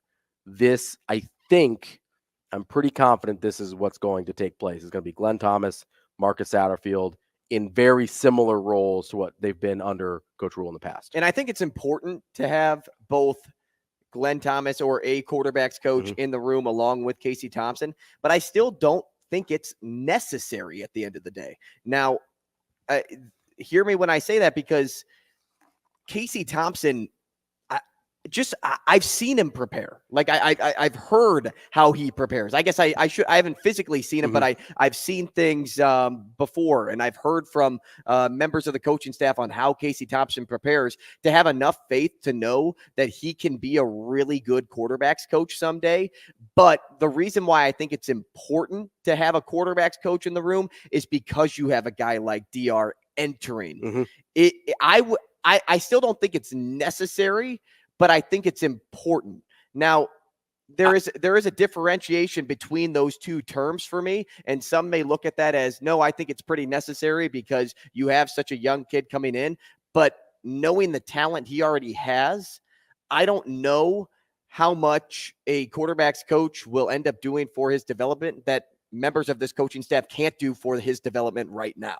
So by just bringing in that veteran presence into the room, I think that really helps bridge the gap in terms of what you're looking for out of a true quarterback's coach and what Casey Thompson can offer as a quarterback mind. Yeah, so I think the difference for me here is I agree Casey probably has the ability in the long run to be that type of guy. When you're bringing in a guy like Dylan Raiola, though, you want somebody that's done it before. That, to me, is why you need Glenn Thomas still, is because you really can't roll the dice on a guy who hasn't done it before yet in Casey Thompson. I think having Casey Thompson in the room is a terrific idea. I think having a quarterback coach who has done it before, who has helped mentor a Charlie Brewer and a Washington from Temple into a NFL player is really, really important, because there's a track record of having done it. He's done it at the NFL level. He's done it at the college level. Whereas Casey Thompson would be more of like a Garrett McGuire type. You could take a chance on Garrett McGuire because you have confidence in his ability, and you don't have anybody in that room that's like, hey, you cannot mess this up. You have a lot of guys that are like, hey, I think they're going to identify with Garrett McGuire. I think they're going to like this guy. I think he's a good coach. With Dylan Raiola, they have to get it right. Yeah, and you mentioned that saying in the room, and I think that's important because you can look at that from the quarterback's coach point of view, but I think that's really why Casey Thompson in the room is important, to be that acting figure. But Dylan Raiola's contact list is so large in terms of who he can touch base with and be kind of a so-called out-of-room quarterbacks coach for him. I mean, Mitch Sherman wrote a great article on how Dan Orlovsky pretty much molded Dylan Raiola and has been a great mentor for him.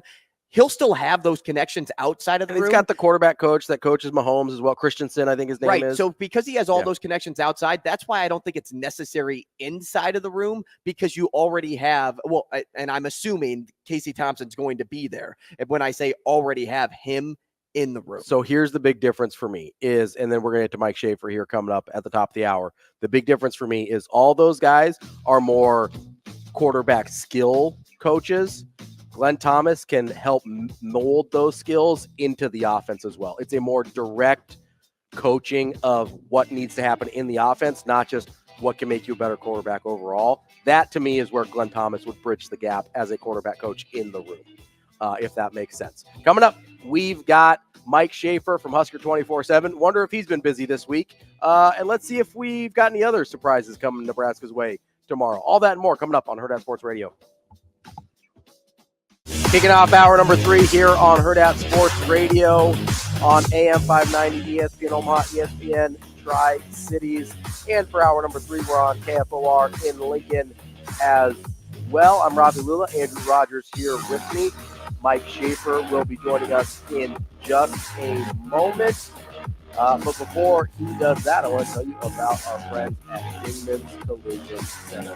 Dingman's has 4 great Omaha area locations. They've been family owned and operated in Omaha for over 25 years, and they've been voted first place best of Omaha for 18 years running. They invest in the latest technology, so they're always up to date. They can work on any make and model from Fords to Teslas, and they care about the community that they live and work in. So for every car repaired, they give back through their Give Back program. Go check out dingmans.com for more information about their services and about their Give Back program. That is Dingman's Collision Center. We still working on Schaefer there, Shane? Still waiting. That's all right. Come on, Schaefer. No, we... What could you possibly be doing? Yeah, I'm sure he's got things to do. I don't think he's that busy. No, we've... well, we can ask him. He's here. There we See, go. I told you. Any minute now. It's all right. We've got our guy, Mike J. Schaefer, on the Warhorse Sportsbook hotline. Schaefer, what's going on, buddy? Sorry, internet connection issues, but we're good to go. Nothing can slow me down, you know. No hat today for Schaefer. Yeah, there's a couple sitting over here, but I didn't want to put a Vikings hat on after that performance on Saturday, and I just decided people can see my receding hairline and widow's peak in all its glory. That's all right. Everybody's focused. Great. Everybody's focused on the beard. Nobody cares about that. Schaefer, obviously it's been a busy time of year for you. Obviously we're going to talk about Dylan Raiola, but before we get there, how much more, how many more surprises are you expecting between now and tomorrow morning? Any? Surprises? No. Remember, surprises to you and surprises to everybody else might be different. Sure. Yeah, I'll run through. I think Nebraska is in a pretty good spot here with Vincent Shavers, who was just here over the weekend, Bahe Hill, who was just here over the weekend. And then the two that people might not know about as much, there's a pair of defensive backs in Miami that are making decisions tomorrow in Larry Tarver and Amari Sanders. Nebraska had each on campus at some point here throughout the year. Amari Sanders was in June, and he's someone, his older brother, Tony Sanders, plays basketball at Notre Dame. He is a developmental defensive back, big, long, a guy that I don't know if he's a corner or a safety exactly, but there's someone that they clearly like a lot. And then on the other end of the spectrum, Larry Tarver is a slot corner, or at least that's how 24/7 Sports views him, an interior guy in your defensive backfield. And that's, always kind of unusual if you can find someone who can play that position right away. That's a tough – the nickelback role is pretty tough. Dime is pretty tough if you're in it. And I think finding someone who might be ideal there is good for Nebraska as well. So Larry Tarver is committed to Maryland, but he told me after his Nebraska visit that he was going to just go to signing day and just decide if he was going to stick with the Terps or if he was going to pick Nebraska. So, that was what, October 29th or whatever. So good on him. He stuck to his word on that one. Schaefer, let's talk about DR now, officially getting that commitment last night. It was something that was becoming more of an expectation as the days went on. You had a crystal ball in, I believe. Oh, those don't mean anything. no, you had the crystal ball in last February. Yeah. So you were ready to go. But other people too, Will Fong, BC, I think had one, Brunty, like it was like becoming an expectation, a reality. And then it hit. So you see this commitment. Is it enough for you to say that no doubt this team is making a bowl game next year, winning 6-7 games?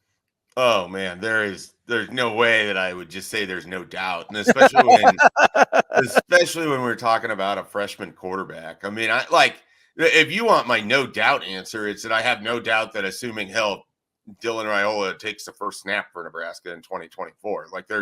I have little question about who's going to be the starting quarterback, assuming he's healthy. He didn't come here to sit on the bench. He didn't come here to watch someone else have the role. And Nebraska's room, even with Chubba, even with Heinrich, it'd be really hard for me to imagine that, it's not going to be Dylan. Maybe they bring in a transfer quarterback and that could change my opinion on it. But right now it's hard to imagine that it's anybody but Dylan Raiola to start. And so because of that, it'd be difficult to just say that there aren't potential for growing pains, that, Nebraska's roster isn't so well built that a guy who's never played a snap before in college football can just step right in and not, have growing pains or not have problems. So I mean, the schedule sets up nicely. I felt like if they got a veteran quarterback that could, move the offense through the air a little bit, manage the pocket, manage the locker room, the schedule sets up nicely for them to win a bunch of games early and get better as the year goes along.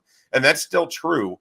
But now you maybe have a little bit of a leeway if you struggle early. Some of these teams, this is when you'd rather catch them, or, they're maybe not the best teams on your schedule. So that might help out Nebraska in the end. But yeah, I would really, really be pushing it if I was like, yeah, I'm guaranteeing a bowl right now. All right. I know the last 7 years. Schaefer, I know that one of the biggest things that people have started asking questions about with the commitment of Dylan Raiola is who is he throwing the ball to? Obviously, you have some of the freshmen. Hopefully Nebraska. Well, that's not as much of a given as we would like it to have been this past year. But in terms of guys on Nebraska's roster between this year's recruiting class and last year's recruiting class, how do you think that young wide receiver room is shaping up? I think there's a lot of intoxicating, intriguing players. I also think Nebraska really needs to go get a veteran wide receiver to give another option. I mean, the loss of Kyle McCord is difficult. The loss of Julian Fleming isn't bigger to me, but it also is one of those things where there was no clear pivot. When you could pivot from Kyle McCord to Dylan, like you're like, okay, long term you're getting a 5-star quarterback versus 1 year of this guy. Like that's not a really super tough equation right now in college football. But not having a good offense built around him gives me apprehension. I don't trust the running game at all. And then the wide receivers, I really like Jalen Lloyd. I really like Malachi Coleman. I think Jaden Doss can be really interesting. It's just hard for me because we haven't seen these guys emerge. And really, other than say 2014, 2015, when guys like Brandon Riley and Jordan Westerkamp and a handful of others, just Alonzo Moore was part of that. Like they had a bunch of receivers in that run that just kind of all sort of peaked at the same time. They're probably gonna need that here in 2024. Like you're gonna need Demetrius Bell to be a guy that can get you some yards, even though he's never played before.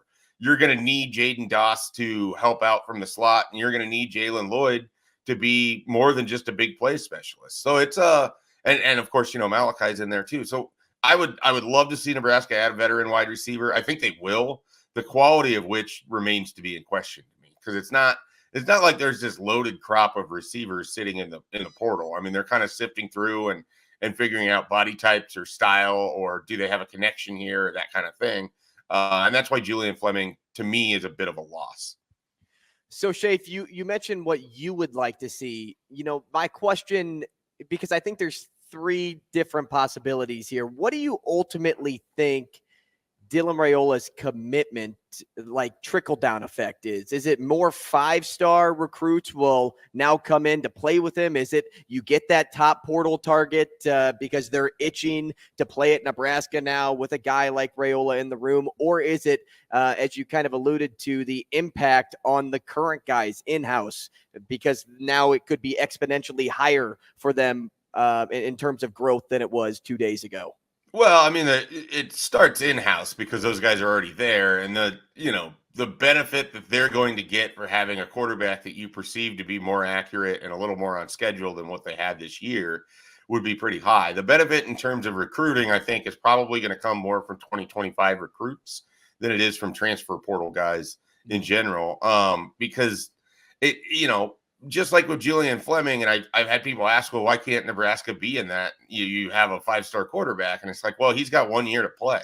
He's not going to bet his 1 year on a guy who's never played college football before. So I think that, who you get in the portal is going to be somewhat capped by the idea of, like, if they only have a year, are they going to put that trust in someone who's never played? I mean, Nebraska's quarterback picture isn't exactly intoxicating for transfer portal wide receivers. But if you're a 2025, if you're a high-level 25 receiver and Nebraska comes to you and they're like, we have the number 1 quarterback in the country in 2024, he's just going to be a sophomore by the time you get on campus, that's a guy that can help get you better day one. Think of how many reps and how much he's going to go through in the 24 season, and he's going to be ready by the time you get to campus, and then you can be ready right away as a freshman. Like, the way that you can make that pitch to these 25 receivers is really, really strong. And then, I mean, Dylan Raiola was just all over the pure recruiting scene. I mean, he's just a known name. I mean, Brunt's talked with Preston Taumua, and this shouldn't be a shock. He's from Hawaii. But, even he was talking about, oh, yeah, I've been friends with Dylan for so long and blah, blah, blah. And it's just like, I mean, the guy is just connected in part because he played for all these different high schools and does all these different events and everything else. But I think he's going to help in 25 for sure. We're talking with Mike Schaefer of Husker 24/7. You mentioned some of the guys that are already in the room, like a Demetrius Bell, a Jalen Lloyd, a Jaden Doss. Are there any guys that didn't really play this year? I'm looking like a Bryce Turner, Jeremiah Charles, that you're excited about at all in terms of their potential development into impact wide receivers? Well, I think both of those guys, I know Bryce Turner for sure is a defensive back now, and I think Jeremiah Charles got moved there as well. So I think Nebraska looked at their wide receivers. They brought in all those development guys, and they moved the ones up that they felt like needed to be moved up. Well, Jalen Lloyd, wasn't necessarily a slam dunk to stay at wide receiver, but he clearly was their pick over Bryce Turner and Jeremiah Charles. Those guys are moving to defensive back, where Nebraska looks like they're going to take 37 in their class of 67 people that they're going to sign. And so I don't know what Evan Cooper is doing. He's just collecting all the pieces. I don't know. I don't know how that's going to work exactly with your roster numbers, but I don't think there's another wide receiver that, I'm trying to think if there's even a walk-on guy that could potentially pop. But no, I think, and even with your class that you have coming in, you have Davon Hall, you have Isaiah McMorris.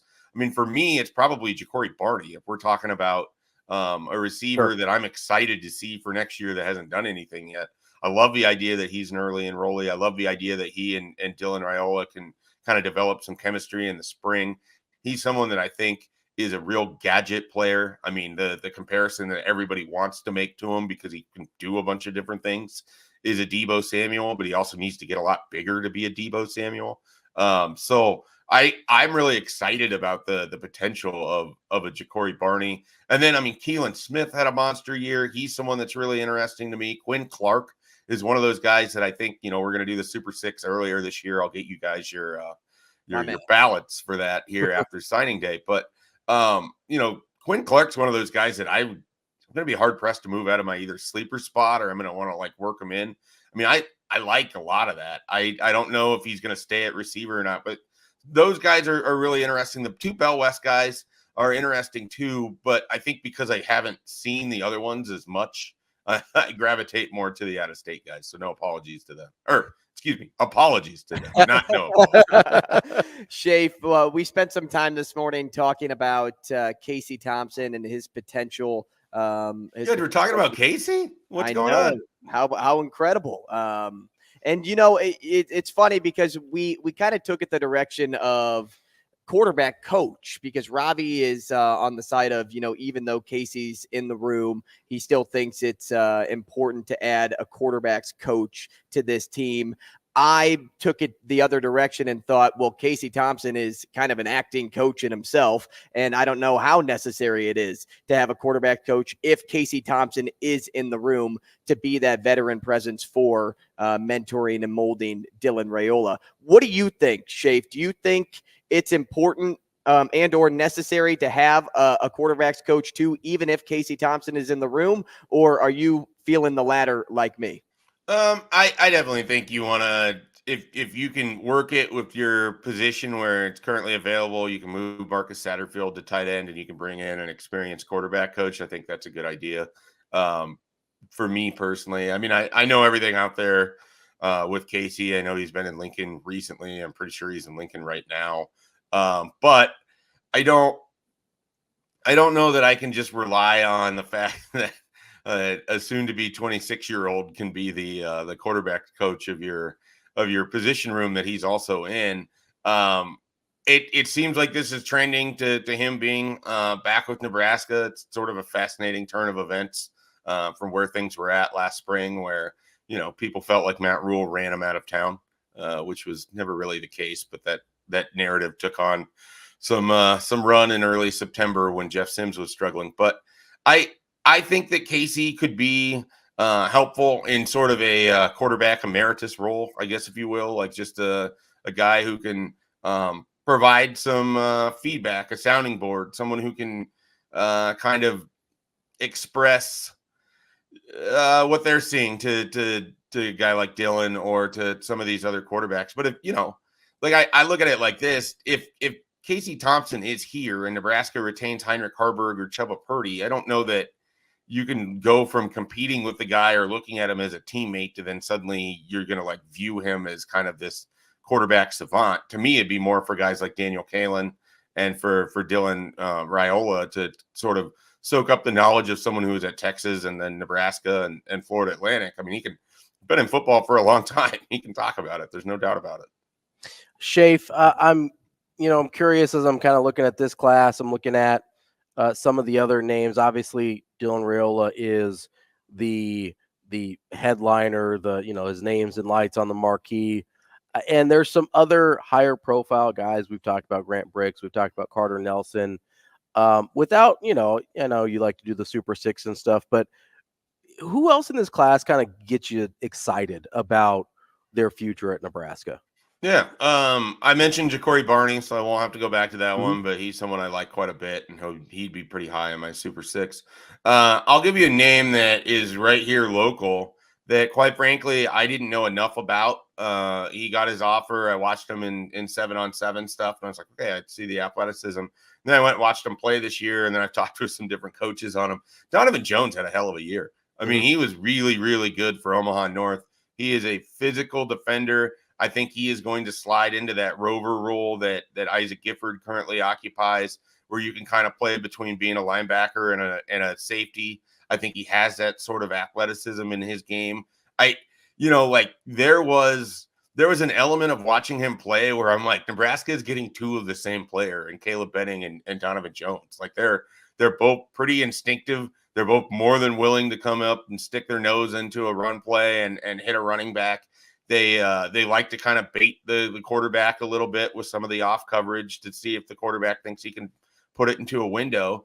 And they're just sort of playmakers. And so I really like, you can include Caleb in this too. I mean, I like what they're getting there in that secondary. I think those guys are really, really interesting players. And then, as I said, I joked they're taking 37 defensive backs. Well, here's another.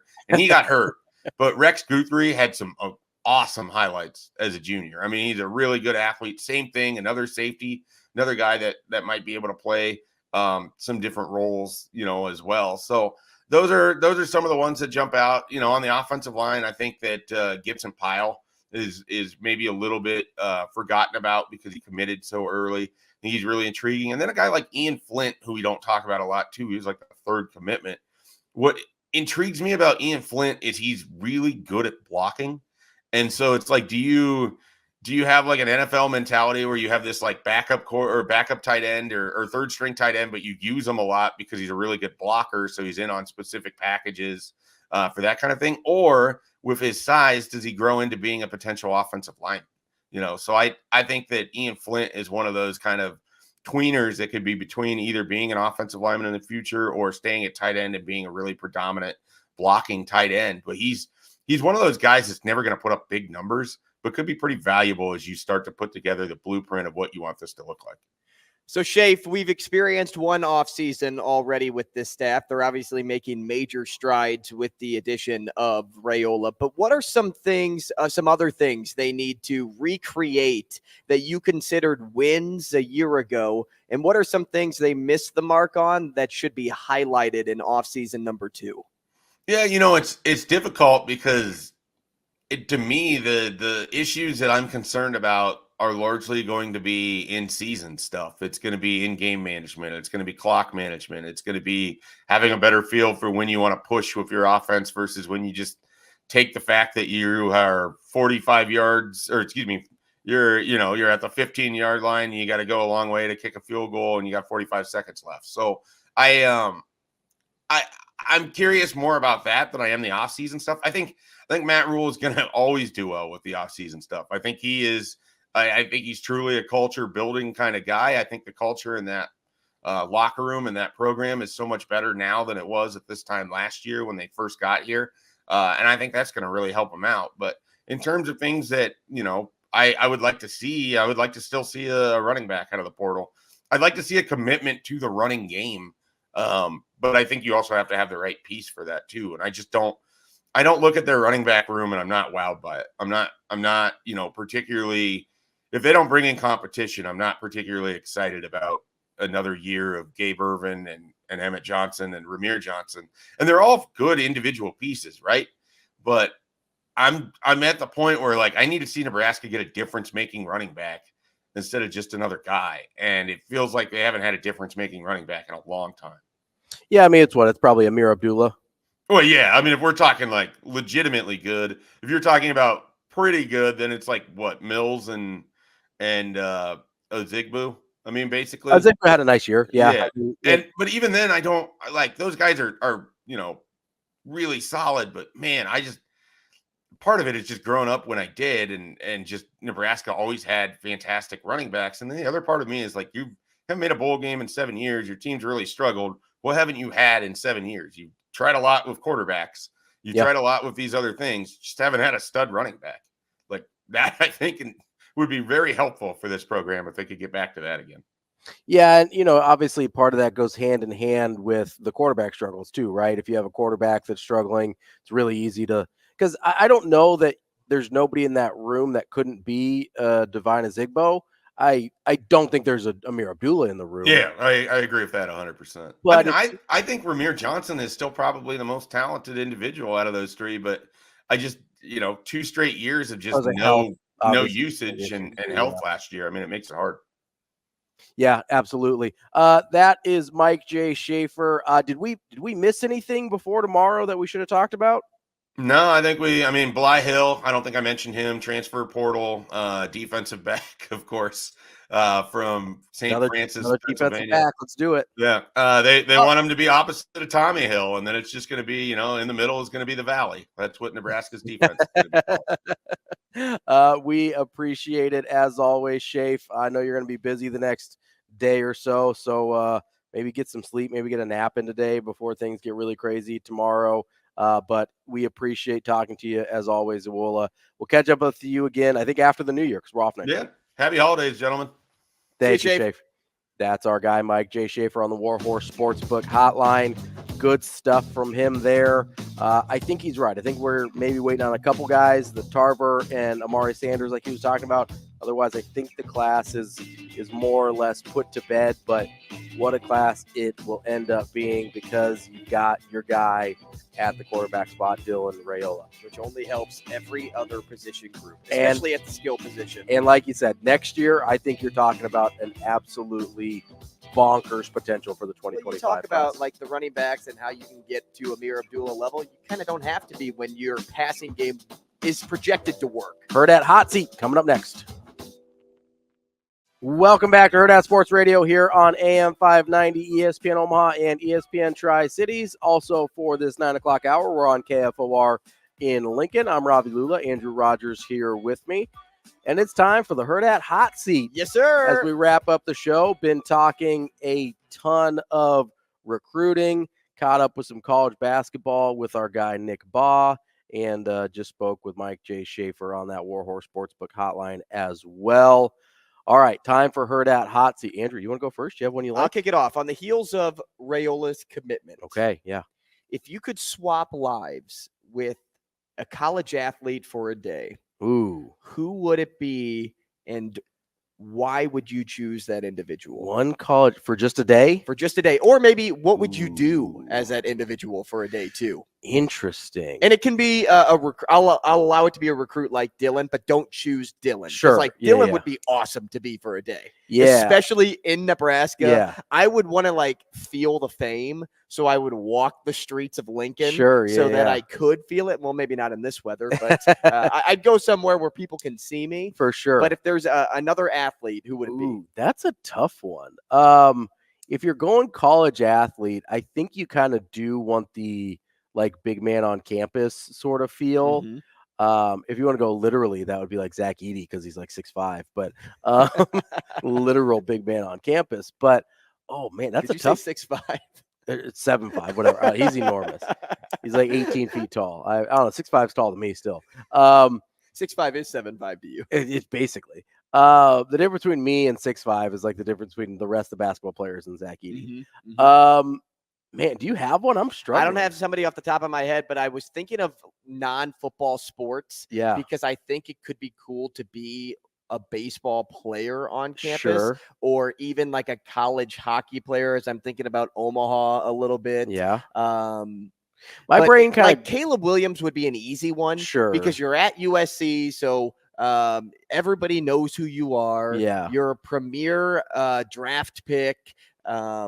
You probably can just walk down the sidewalk and people are looking at you, but I don't know like his personality. So maybe people don't like Caleb Williams. But I'm just thinking about like Marvin Harrison could be a good one. Marvin Harrison Jr. Ooh, that might be could a good one. Yeah.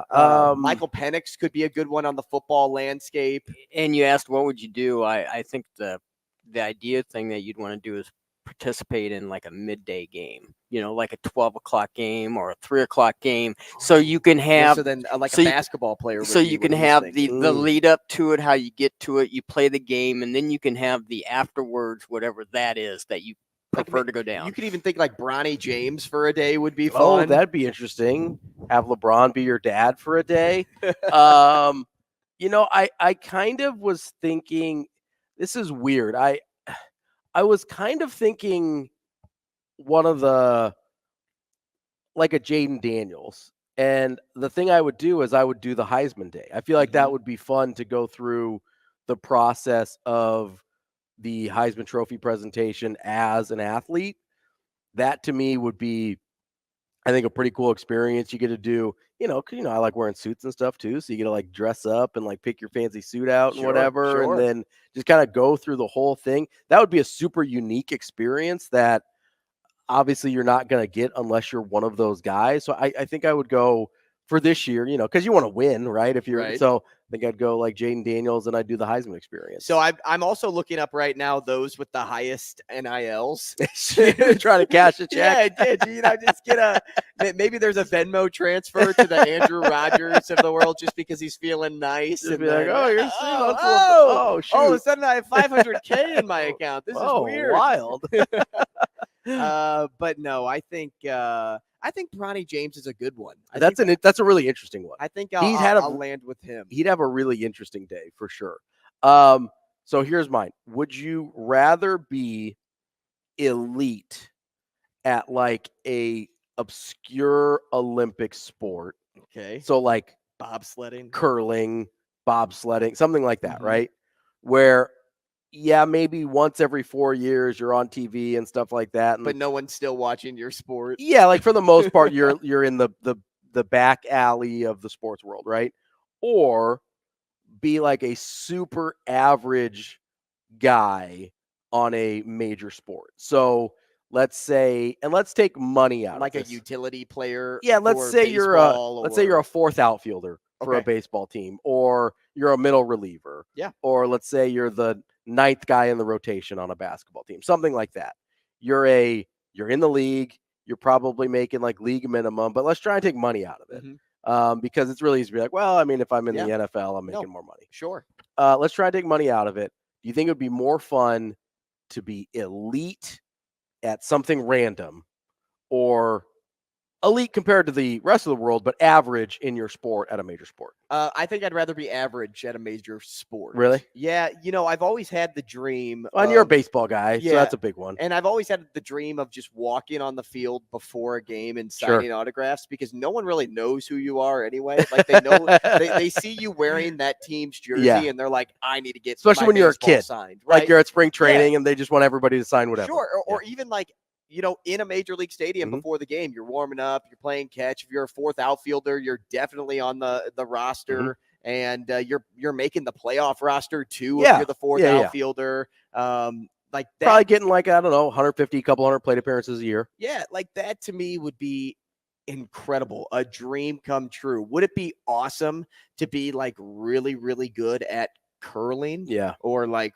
an awesome snowboarder. But how many people like are actually showing out to see your you representing that country? So the recognition, so here's a good example. So there was an Olympian in South Dakota. His name is slipping my mind, but he's a high jump or a pole vaulter. People showed up to his parade. It was cool, but like the only people that like really cared were South Dakota fans. Sure. He won a silver medal. So like it's a huge deal. Elite at what he does. Yeah. But there's like maybe 100 to 200 people there one time to see this guy. Whereas like if you're an average player in your sport, people are always coming to see your team and will always know your name. Yeah. So I like that idea more than being an elite Olympian on the Norwegian bobsled team. I think I want to be an elite Olympian. Like this is probably speaks to my psychology a little bit. I like being really good at stuff. Like I think I would enjoy that more. I mean, you're still really good if you're I get that. I get a major that, right? professional sport. But if you're, let's say you're one of the best 2 or 3 people in the world at your whatever the Olympic sport is, like that's pretty cool. And TK brings it up on the Twitter stream, like being Shaun White would be pretty cool. Shaun White's like more famous than I'm talking about though. Shaun White. So too famous. Yeah, Shaun White's like mainstream famous in sports at least. Okay. Like most, but he's elite at his sport. No, he is elite, and he fits the criteria. And it is kind of a random Olympic sport, so that would count. I mean, snowboarding, whatever. But he's too popular for this example. Yeah, like in my mind, I'm thinking more like being a member of the Jamaican bobsled team from like Cool Runnings. Jeremy Bloom was moguls. He skied moguls. He also was a punt returner for Colorado back in like the late 90s. But he was like a mogul skier. So I'm thinking something like that. Like you're elite at something that, like Shaun White, because of the X Games and stuff like that, got reasonably famous outside of kind of his niche sport. I'm thinking something a little bit more random at that. But that's that level of good, though. Like Shaun White level of competitive and elite. But I'm thinking a little bit less famous than Shaun White. Okay, yeah. Because Shaun White's an easy, I would love to be Shaun White. Yeah, that'd be because everybody knows Shaun White. Yeah, everybody knows, he's got the money, he's got the endorsements, he's good. And he's elite at the thing. So I get that. I'm thinking, and I get these guys are super famous in other countries, but like a rugby player, right? Like a U.S. rugby player, not famous at all, right? But you're in the Olympics. You're probably competitive, although I know there's other countries that are better than the U.S., but something in that sort of realm. Everybody probably thinks you play football, so that's probably annoying just because they look at you and you're like, you play football? I was like, no, I'm a Olympic, rugby player or whatever. I think I gotta go. I think I gotta go elite random sport though. Okay, now I want you to think about this going into the break. All right. We carry over Hurrdat Hot Seat. That's right. I just watched Miracle. Okay, yeah. Terrific movie. Yeah. I actually watched it because I found out that that Avery was filling in for me on Monday. Okay. So I'm like, you know what? Sunday night after the football game, let's watch a little Miracle. Yeah. The question I want you to think about is this, and I'm going to give you some time to think about it. Okay. In a sports movie about your life, what would be the climactic, triumphant sports moment? Ooh. Okay, think about it as you go into the break. That's a tough one. All right. Coming up next, we will have more Hurrdat Hot Seat here on Hurrdat Sports Radio. Welcome back to Hurrdat Sports Radio. We wrap up the show here on AM 590, ESPN Omaha, ESPN Tri-Cities, and KFOR in Lincoln. Want to give you a little tease for tomorrow before we continue on Hurrdat Hot Seat. We have a great show for you tomorrow for signing day. We've got Caleb Benning joining us at 7:10 a.m. Carter Nelson will join us at 7:30. Guy named Steve Wiltfong. Not sure if you're familiar with him. Just the recruiting goat over there at 24/7 Sports. He'll join us at 7:45. Brian Christopherson from Husker 24/7 will join us at 8. Andy Kendi will join us at 8:30. And then our very own Anna Bellinghausen will join us at 9 to kind of put a bow on her time in Tampa with the volleyball Final Four, give a little preview of Creighton and Villanova tomorrow night with Doug McDermott's jersey retirement. And, we're efforting some things, maybe try and get you a couple surprises tomorrow. I can't make any promises. It'd be pretty cool. I can't make any promises, but we are working on some stuff. But we may have an all-guest show tomorrow. That's already a great lineup for your Wednesday. A couple of high-profile recruits for Nebraska, a couple of high-profile recruiting guys, and, of course, Andy Kendi, our buddy at KETV, and our very own. He'll be out at all of those signing day ceremonies. Yeah, he's going to be a busy little bee over there. And then we've got Anna Bellinghausen, our very own, at 9 o'clock for the show there. So that's what's on tap for tomorrow. We might. I don't know if we can Matt Rule this and pull off a late inning surprise here for you, but we're doing our best. We'll see what we can do. But even if we don't, that's a great lineup we've got for you tomorrow. So make sure you check us out tomorrow for Nebraska signing day. Andrew, let's return to Hurrdat Hot Seat. Okay. We'll revisit the question I went into the break with for you. Reset that question. Watched Miracle the other night. Terrific movie. One of the best sports movies. And so my question to you was, in a sports movie about your life, what would be that climactic, triumphant sports moment? Like when the U.S.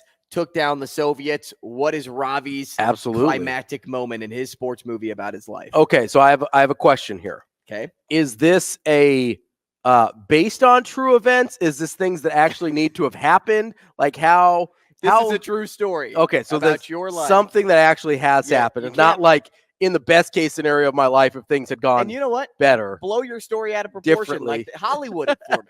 Okay. So there's a couple things that come to mind here. Number one so there's a couple different ways this could go, right? Because I love Miracle. That's a great movie. Herb Brooks, kind of obviously the star of that movie. And I look back at my sort of athletic and sports career, whatever. And it's like, maybe I'm not Herb Brooks. Maybe I'm a supporting character in one of these movies. Maybe I'm a Craig Patrick. Maybe I'm again. Coach, blow the whistle. There would be an opportunity where with early in my coaching career, coaching college basketball, obviously at a small school level, but we won 3 straight regional titles at one point. Like that would be a really cool moment in my sports movie life, right? If I am the star of the movie, less impressive probably, but for me personally, the sort of athletic achievement that I'm most proud of in my life is benching 405 pounds. So that would be my probably climactic moment that you work towards and get. And listen, it just happened in my basement. It wasn't in a competition or anything like that. It was just a thing that I had worked for 12, 15 years and finally achieved, right? So I don't know if it'd be a good sports movie, but if I'm a supporting character, it's probably the assistant coaching in basketball. If I'm the main character, it's probably benching. What about you? See, for me, it's hard because I went to such a small school for high school that did not achieve anything crazy Sure. in terms of like season awards. You know, in my senior year of, well, I guess I'll start junior year of high school, the soccer team, I was sweeper. We went to sectionals, but I was kind of the reason that the other team won. I got beat. I'm the last defender. I got beat. Tripped a dude in the box. He scores a PK. Sure. And they won 2-0. They ended up winning 2-0 in that game. But that game was so iconic, not only because we were in the sectionals, but a fight broke out on the field. Okay. And my left defender got taken down by his no-no square. Uh-oh. And he got on top of the kid that took him down. And this dude was a pest. This is the nicest way I can say it on the radio. This dude was a pest the entire game. And my guy gets on top of him and squares up 3 punches to his left cheek. Oof. Two. Dude, we're ripping bodies away from one another. Turns out the kid that got punched is the sheriff's son in the town that he grew up in, which is near Columbia. It may have been in Columbia, Missouri, which is where Mizzou is located. And, you know, so he takes some punches. We lose that game. They try to cut, like, later on come after this guy. They came after me at one point too, because a kid needed oral surgery because he took my elbow to the mouth. Yeah. And it was inaction, so it wasn't a purposeful act. And they even went so deep to grab the high school footage, and you know, like huddle footage where you have like the camera on the far corner and they zoom it in. It's all pixelated, and they're like, see, they slowed it down, and he purposely elbowed dude in the mouth. And I'm like, that was like a super iconic game for me. But if I'm looking for like a win, because that wasn't a win, like you're gonna have to find me in the stupid sport category of like local washers tournament. We're doing like some cornhole. Yeah, like where I won some pretty sweet coolers at this washers tournament. That's like how elite I get as from an athlete perspective. Like I've made diving catches and in baseball games, like I've hit big shots in basketball games. But like I haven't had elite performances. Washers tournament. I put up 25 points in a basketball game one time. That's probably the most elite I've got. Sure. Yeah. So this one comes off of, this is a different question I was going to ask, but I kind of like the question. This comes off the YouTube stream from TD. He says, okay, we've got one scary player in Dylan Raiola. On offense, what other player is the most likely to earn Big Ten first teamer honors? Okay. I have an answer, and I think it's an okay answer, honestly. Are you going skill position? I don't want to spoil it. I don't want to tease too much. I can give my answer first. Go ahead. You go first. So I think the most likely guy is Bryce Benhart. Okay. I think he is. I thought about the O-line for a hot sec. I really think he's the most likely guy to, because I thought he should have gotten, not first team, but I thought he should have gotten all Big Ten honors this year, which I believe he did not even get honorable mention. TK says Justin Evans-Jenkins, also a possibility. That dude has got a nasty streak to him. But I think Bryce Benhart, because he already had a good year this year, a lot of times these awards are sort of like 2-year awards. You kind of, especially on the offensive line, where you don't have numbers to kind of point to and say, hey, this is, this quarterback is doing this or this wide receiver is doing this. I think Bryce Benhart, because of he was able to establish himself as a pretty high-level player this year, if Nebraska has a good year, I think he would be the most likely option to be a first-teamer in all Big Ten next year. So I thought about the offensive line a little bit. And J.E.J. is a good pick. Yeah, Justin Evans-Jenkins is a good pick from TK. I mean, is there a skill position player that you think of even? No, like, and that's the hard part for me because I don't know. I think there could be a skill position that emerges because of Dylan Raiola. But like okay, so answer this for me. Mm-hmm. The O-line's going to look like what? Which guys? JJ. Yeah, You'll have Bryce Benhart. So you'll have Teddy P. Prohaska, returning. I believe Corcoran's gone. You'll have Ben Scott. Ben Scott's is coming back. And then I think Sam Sledge is going to replace Corcoran at the guard spot. And Sam Sledge. I like the idea of Ben Scott. Okay, that's possible. That's kind of the same idea as Ben Hart, like a really solid guy from last year that elevates Ben Scott himself. would have stayed healthy. Yeah, sure. All season. He could have had an opportunity. He had a real chance to be labeled the best offensive lineman on this team. Wild card idea here of another guy would be Thomas Fedoni. And yes, that's projecting. But right? I want to know. Yeah. I want to know how Dylan spreads the football around. Sure, absolutely. Because until I give a skill, and that's what a prediction's all about, yes. But until I know if Dylan latches on to a wide receiver or spreads it around a ton where everybody's getting their chance, or he's like, no, I like my tight end. A skill position is so difficult to say yes to. Remember at Purdue when Charlie Jones was just going off, going crazy. Well, Aiden O'Connell and Charlie Jones were just had a connection. And if there's a connection like that, if it's Dylan Raiola and Thomas Fedoni, then yes, sure. But I think the same can go for Jalen Lloyd. I think the same can go for Malachi Coleman or Jaden Dawson or really anybody. Whoever he gets the attention, the chemistry with, and he gets that chemistry, dude, it's game over. I think just at tight end, it's a little easier to put up all Big Ten numbers because you're always going to have guys at wide receiver that put up crazy, stupid numbers. So that's why I went tight end kind of over some of those other guys. That's the show for today. Tomorrow, great big signing day show here on Hurrdat Sports Radio. Make sure you tune in.